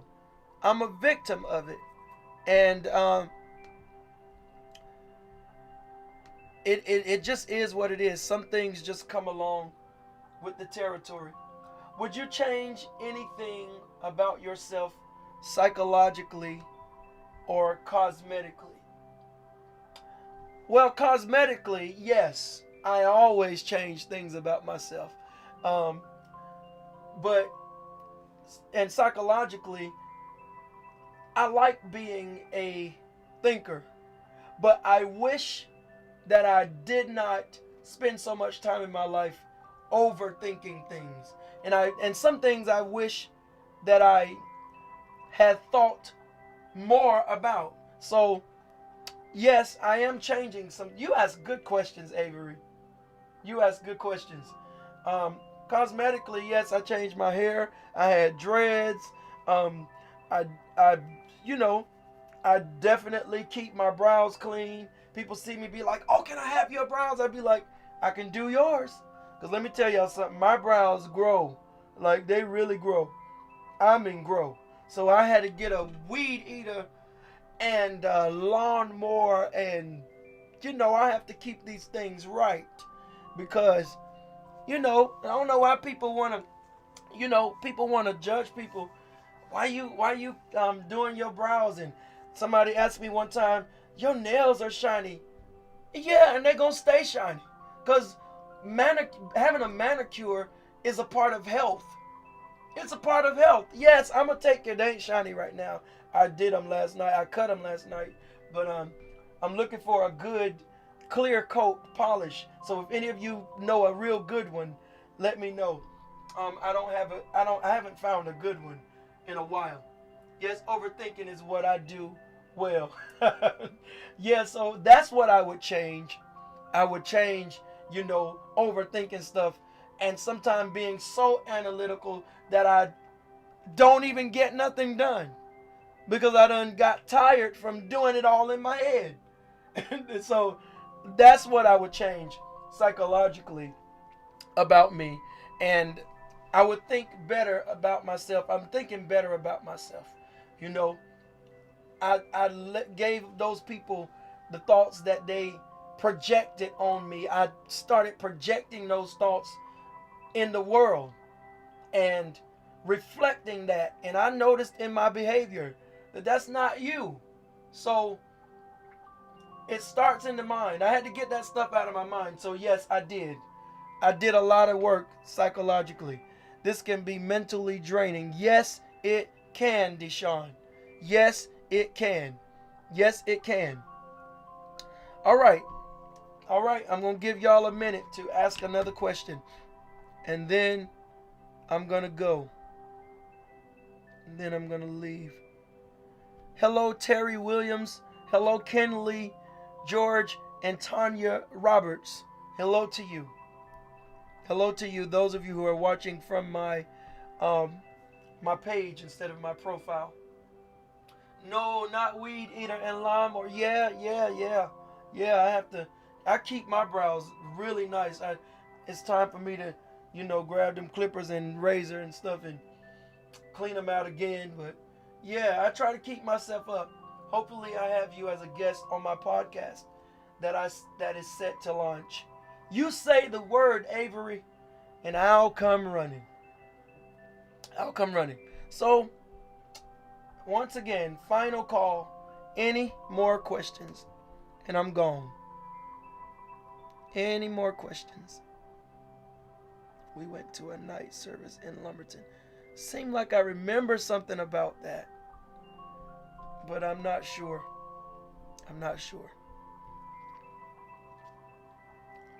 Well, I have a question before I go. I have a question, those of you who are still watching. Please tell me what spoke out to you the most in this video that I've said. What spoke to you the most? What was the thing that you really liked or really reached or touched you in some way in this video? I would love to know that. I would love to know that. If you are watching this video, it was a live stream, but now it's a VOD. So leave it in the comments.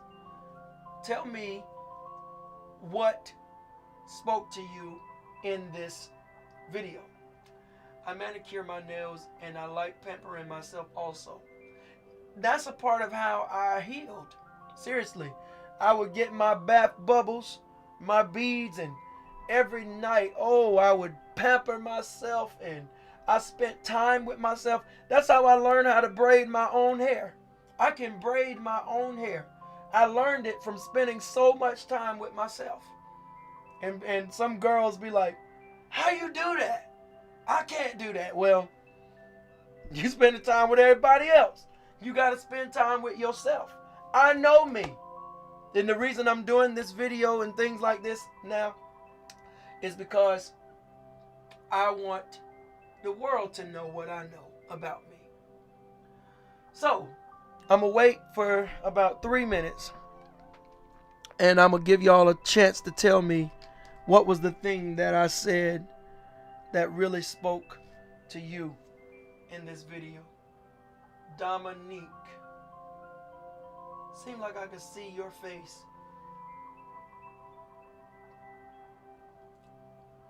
I think I remember you. Dominique, do you dance?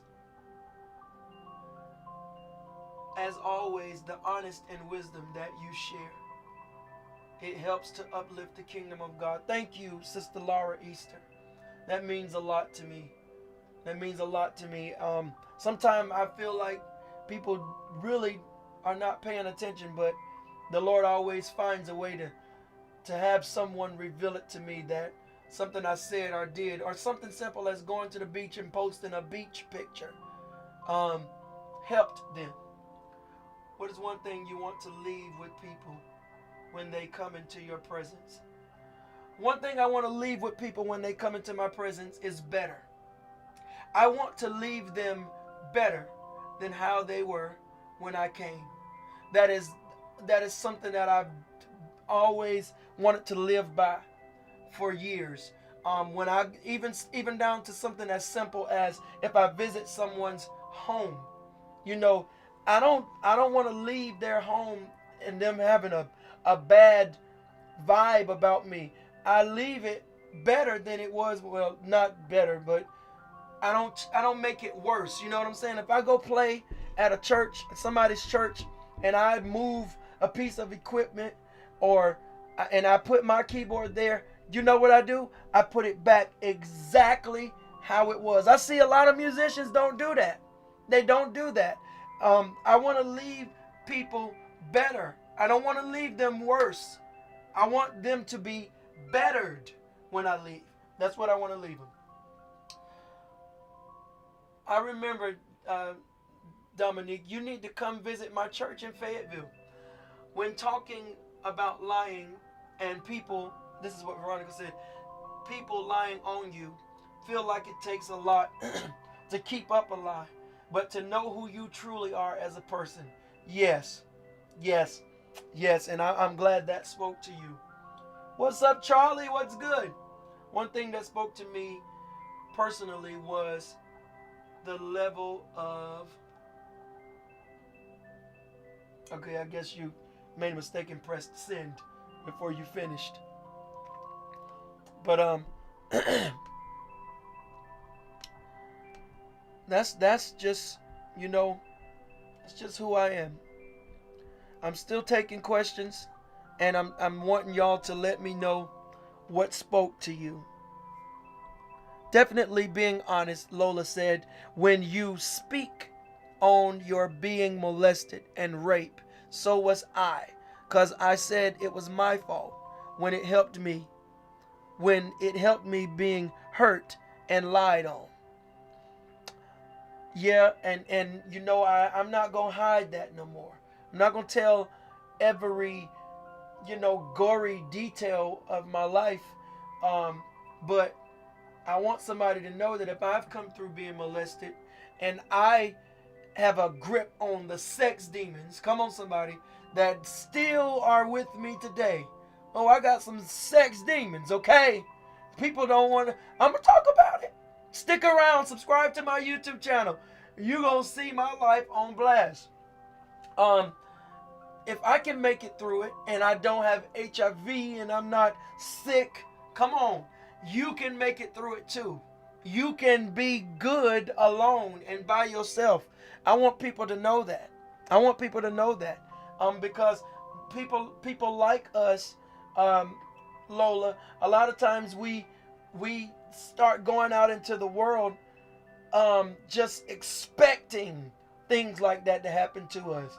It's like we are drawn to and attracted to certain things because of how we were hurt.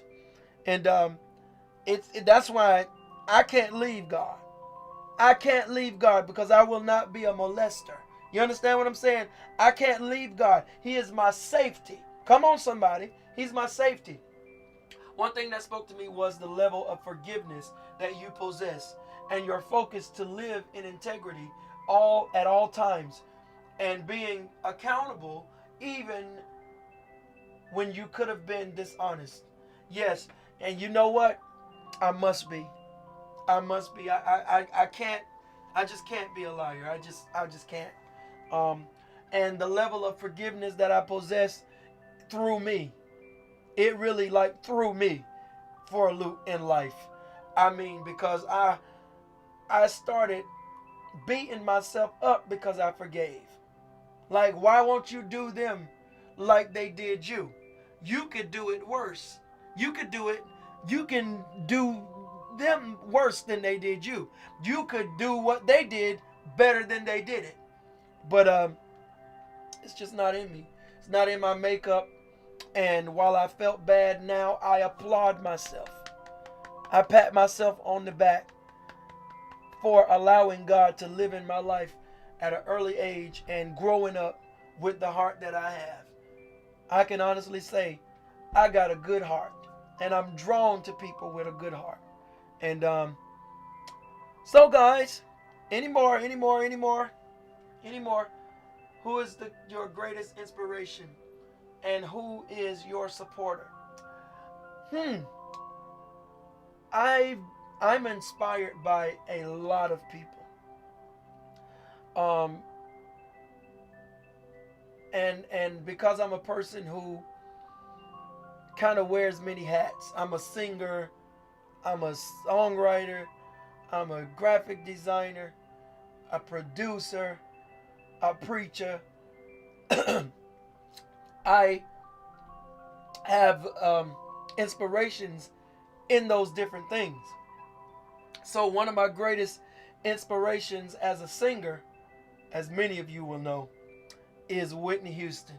I loved and still love Whitney Houston because my mother, played her music while I was in her belly and she was pregnant with me. My mother played Greatest Love of All every night, over and over and over again, rewinding the tape. So I heard Whitney's voice in life before I even knew anything about life. I heard her in her stomach. When I hear, to this day, Greatest Love of All, I have memories that I can't understand. You understand? So, I had to stop singing like Whitney and just find myself at some point. She inspired me. The way that she is. And then there are other singers too. Like I loved JeMone, and I love Marvin Winans. I love one of the newest inspirations, Jonathan McReynolds. Oh man, love Jonathan McReynolds.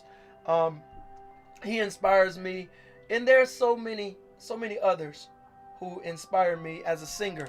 As a preacher, I love Juanita Bynum. Juanita Bynum, I don't care how many people throw her away or talk junk about her, I will always have love and respect for Juanita Bynum. Dr. Juanita Bynum has preached me through some hard days of my life. Her music, I would play it all night long. Shake us again, you are my peace. And like the dew in the morning, I listened to No More Sheets in my teen years.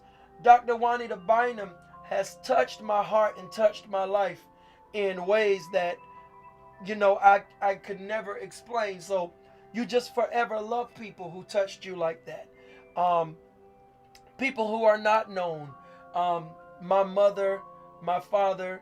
I've had a lot of inspirations on the way. I don't want to throw away the people, who helped me along the way. Dr. Antonio Burroughs. A lot of people, Dr. T.L. Penny. People like that. Another person that I really love today is, a lot of people talk junk about him, but you better not say nothing about him in my ear, is Bishop T.D. Jakes. I love Bishop Jakes a lot. His ministry really preaches to me a lot of times. And I call him my social media pastor. I call him that. So I have quite a few inspirations as a preacher. Dr. Will Thornton. It's a lot of people. Um, and as graphic designers, and I don't even know how to even go into that. I have a friend. His name is Santangelo. Um, I talk to him every now and then, and he inspires me to want to do better in graphics, and several other people. But recently, you know, we've been sharing. Our work with one another and sharpening one another. Um, as a producer, I love Warren Campbell. Love Warren Campbell. I love Jonathan McReynolds' music. I love. I'm inspired by some of the new age artists. J Moss, you know, is one of those people I was inspired by as a producer. Um, I guess I pretty much answered the question. And I'm inspired by you guys. I'm inspired by my Facebook family. Um, when you show me your love, I'm inspired by that to keep on going. Your comments, I'm inspired by that. I'm inspired by, you know, people may not understand that just because we look like everything is good, sometimes people need to hear that you're proud of them and that they've done well. That leads me to another status that I posted that I'm gonna read, and I promise you this one ain't long. And it just made me want to read this status. It's recently something I posted. Yeah, she's been a real blessing to me too, Laura. Um, you know, one thing that really gets on my nerves about people in the church world is I don't feel that we support one another enough, and I feel that we are too political, and we don't have enough love in our heart for people, real people. And some of us want to be superstars, and so much so that people will kill you to try to look like they're doing better than you or go further than you. But here's another I'm a person status. I'm a person who is never too jealous or insecure to tell another person how beautiful, awesome, or dope I think they are. I'm always, if anybody know me, I'm always complimenting you. If just have one conversation with me, I'll compliment you. I will find something to compliment about you. Trust me, you can look thrown away and I will compliment you. And it'll be genuine because my mind is programmed to appreciate beauty. That is who I am. I appreciate dopeness, and I can find it in the weirdest places. I'm secure in who I am, so your dopeness does not in the least bit diminish mine. So I can appreciate the success and excellence of everyone. And guess what? I'll tell you. That's who I am. I'll reach out and say, brother, oh, your live look good. That look good. And if I want to learn something, I'll ask how you do that. How did you do that? Or what did you do that? What did you use to do that? I'll ask because I realize that in the kingdom and people in the world who are successful, they will stay successful if they won't be pulled the ladder up behind them kind of people. You know, you got to be willing to share in the world and touch people. You have to be. I'm not too, some of y'all are too. Okay, I'll tell you, and I'll tell you because sometimes we need to hear it. Some of y'all are too insecure and jealous to even like a status or a picture or a flyer, much less tell your spiritual brothers and sisters you're proud of or happy for them when they are winning. You just sit back and try to find something wrong and then go and make a fake copy of what you saw and then try to act like you are better than others. That's whack, yo. There's yo again. Came out even in my status still. Haterade will eat you up from the inside though. So get rid of it.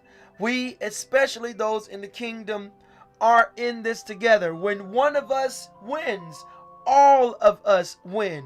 You are not kingdom if you can't ever celebrate others and even those you don't know. That's how I see it. And yeah, so that's just who I am. That's who I am. I'm inspired when people actually take the time out to tell me you look nice, or tell me that flyer is dope, or tell me, you know, your video blessed me. I don't think people do that enough. For others. I'm not even saying for me. That's why I try to do it. That's why I try to do it. I try to compliment people. Let me go back and read what Laura said. She said, I feel that arrogance of folks in the church today is the greatest issue. We forgot that God is in control and our gift is from God and not ourselves. Exactly, not from man. Exactly. So yeah, that is why I am the way I am. I just want to release positivity and release love in the world, because love makes me high. It really does. See, Pastor, I know I keep saying it, but JeMone's Radio, you tapping into something. It's been prophesied, a radio station over my life. I used to desire to be a radio DJ. I used to want to be that. So maybe one day, the church, our church, or me, or we'll have a radio station. So, any more questions? Anything else, guys? And if not, I'm gonna get off of here. I thank you for taking up so much time. I promise you, all the videos will not be as long as this one. I thank you to all of you, almost 20 people who stuck around to watch. Um, um, who are still sticking around to watch. I appreciate you. Thank you for allowing me to vent.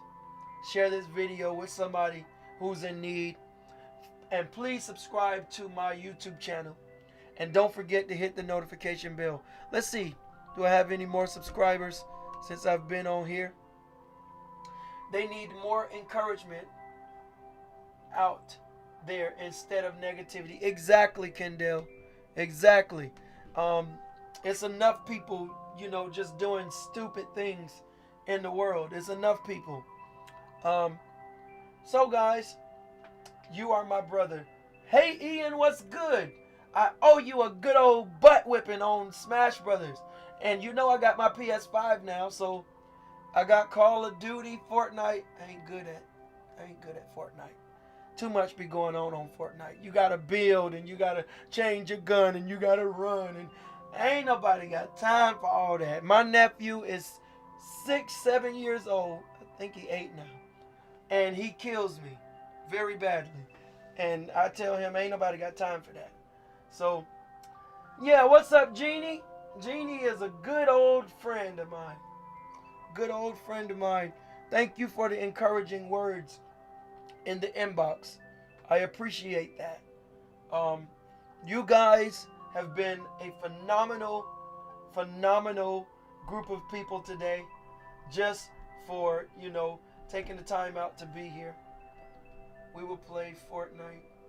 You need a co-host. You're welcome. You are welcome, Avery. You need a co-host. I'm gonna do more things like this. So thank y'all for telling me what spoke out to you in this video. I really do appreciate it. I really do. I'm gonna get off and actually, do some graphics. I'm so raw and so real in this season that some comments that people leave me, I'm actually gonna start responding to publicly. I'm gonna respond to you publicly.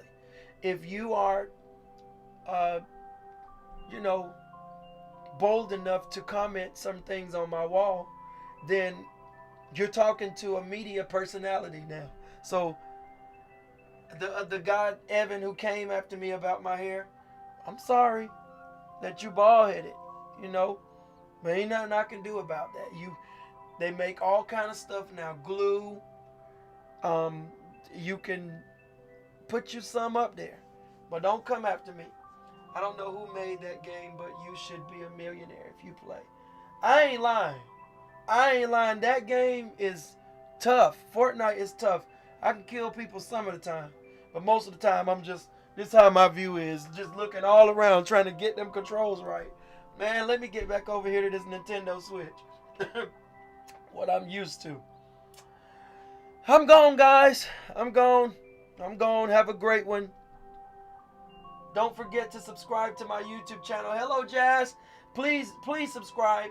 How many people can I get to go and subscribe to my YouTube channel right now?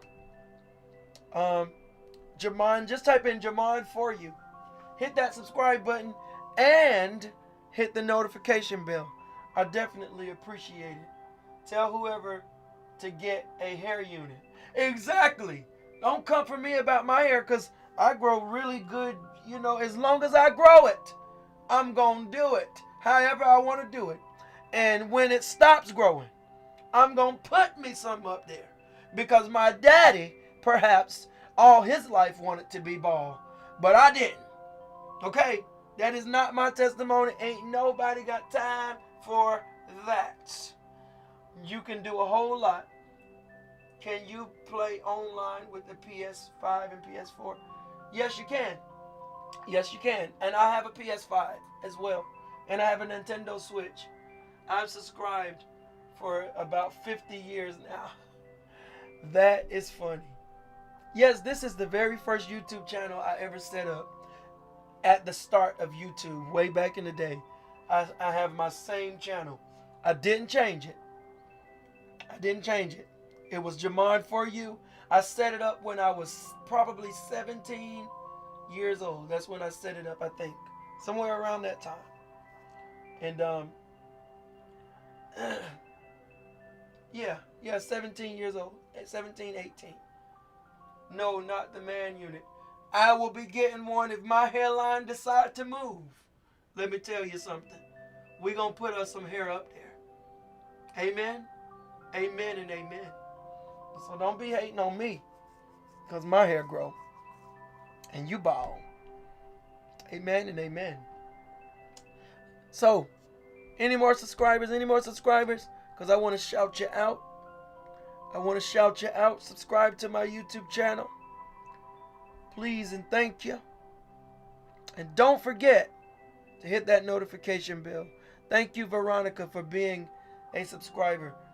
You're so talented in many ways. Keep going higher. I definitely will. And thank you for that. You were one of my big inspirations too. Because when I was around there singing and hollering, you were around there stealing my CDs because you loved them so much. And you were able to give me some of my stuff back later on in life that I didn't have anymore. Because you loved them so much. You were a big subscriber. To my life. Not just my YouTube or nothing. You were there. You were actually there, and you believed in me. So thank you, Gina, for that. Darius said, Pastor Wagwan. I was putting my life on blast today. You have to go back and watch the video. Kendall said it's the joke for me. Yeah, man, I'm just gonna be crazy, y'all. Like I got this really nutty, crazy, stupid, sarcastic, petty side of me that I just allow my friends close to me to see. But I'm going to allow the world to see it, because I realize that I want y'all to know my personality. When I leave this world, I want you to know me. I really do. I want you to know me.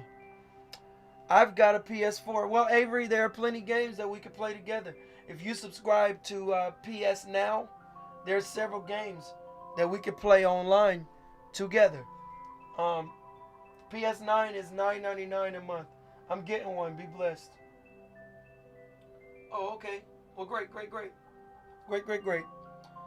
All right, guys.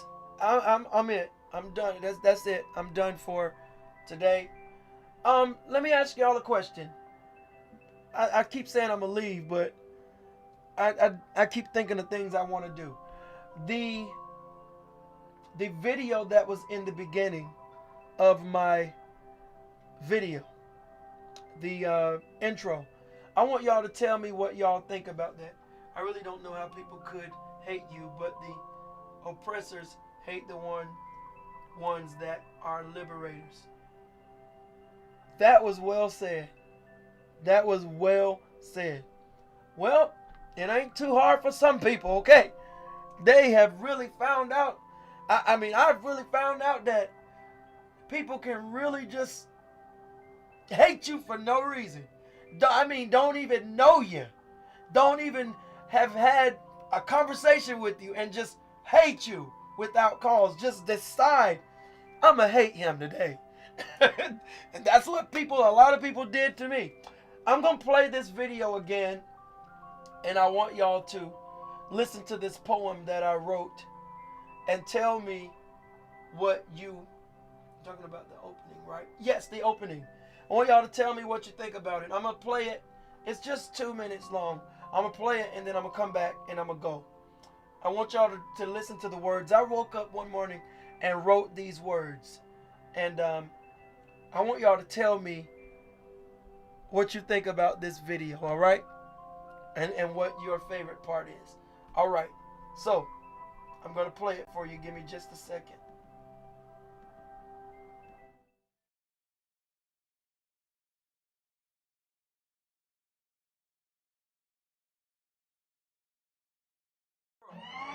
It's your one-stop shop for all types of inspiration.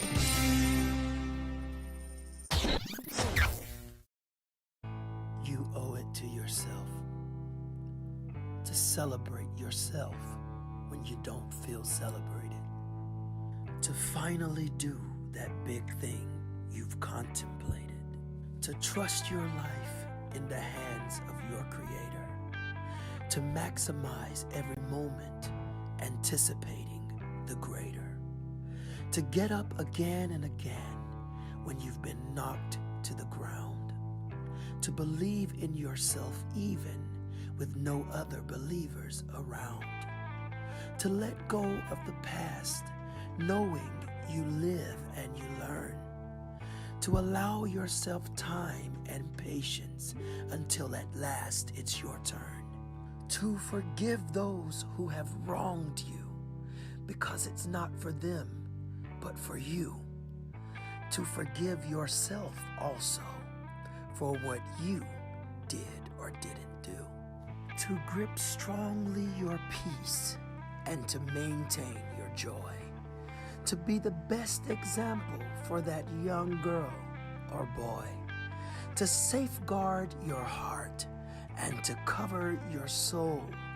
To shout from the highest mountain, fiercely and bold. To let your voice be heard because someone wants to listen. To create, to paint a canvas. To drop a track or stay in a kitchen. To know that you are human and embrace that you're fallible. Yet to embrace the Savior who took the fall though he was yet infallible. To reach up high for the stars with the utmost ambition and to finally leave the world empty yet full of your fruition. Today, there's no I owe you. Today, you owe you. Pay up, my friend. Pay up.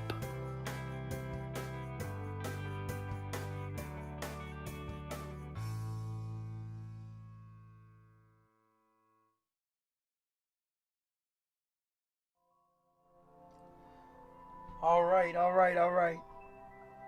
Kendall said, I like it and the message behind it and all. Yeah, I just woke up one morning thinking about it. What I owe myself. I owe it to myself.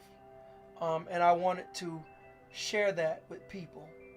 And after I shot this video, someone interrupted me while I was in the middle of the video. Somebody knocked on the door of my house and they really upset my spirit. But I wasn't going to use this video. I wasn't going to share it. But I decided, go ahead and share it. You know, just go ahead and do it. I hope it encouraged somebody.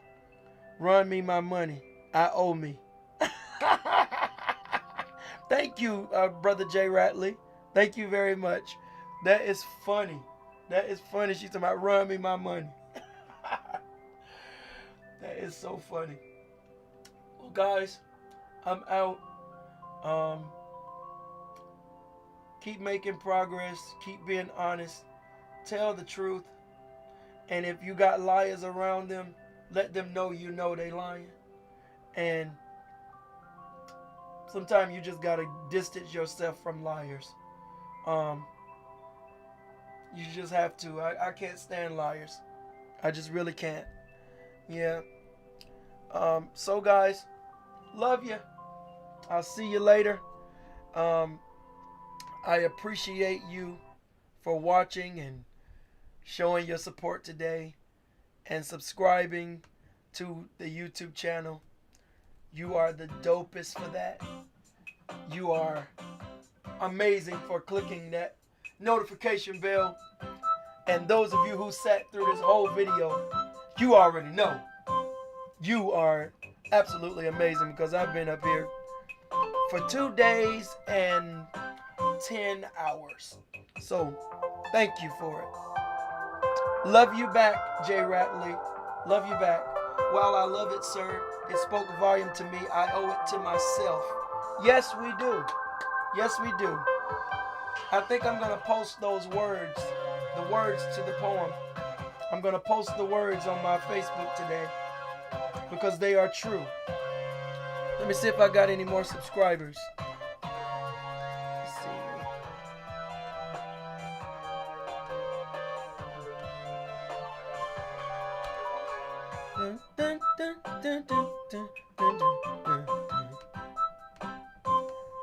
All right, JeMone for you on YouTube. Don't forget to subscribe. I may be up here a little bit later on to play some games with you guys. Have a good day. I suppose that's all. Peace. I've said bye like 20 times. This time I mean it. God bless you all. I love the poem. Dramatic music. Maybe just a suggestion. I owe me. I owe me. You owe you. You owe you. Have a great one, y'all. Peace out, friends.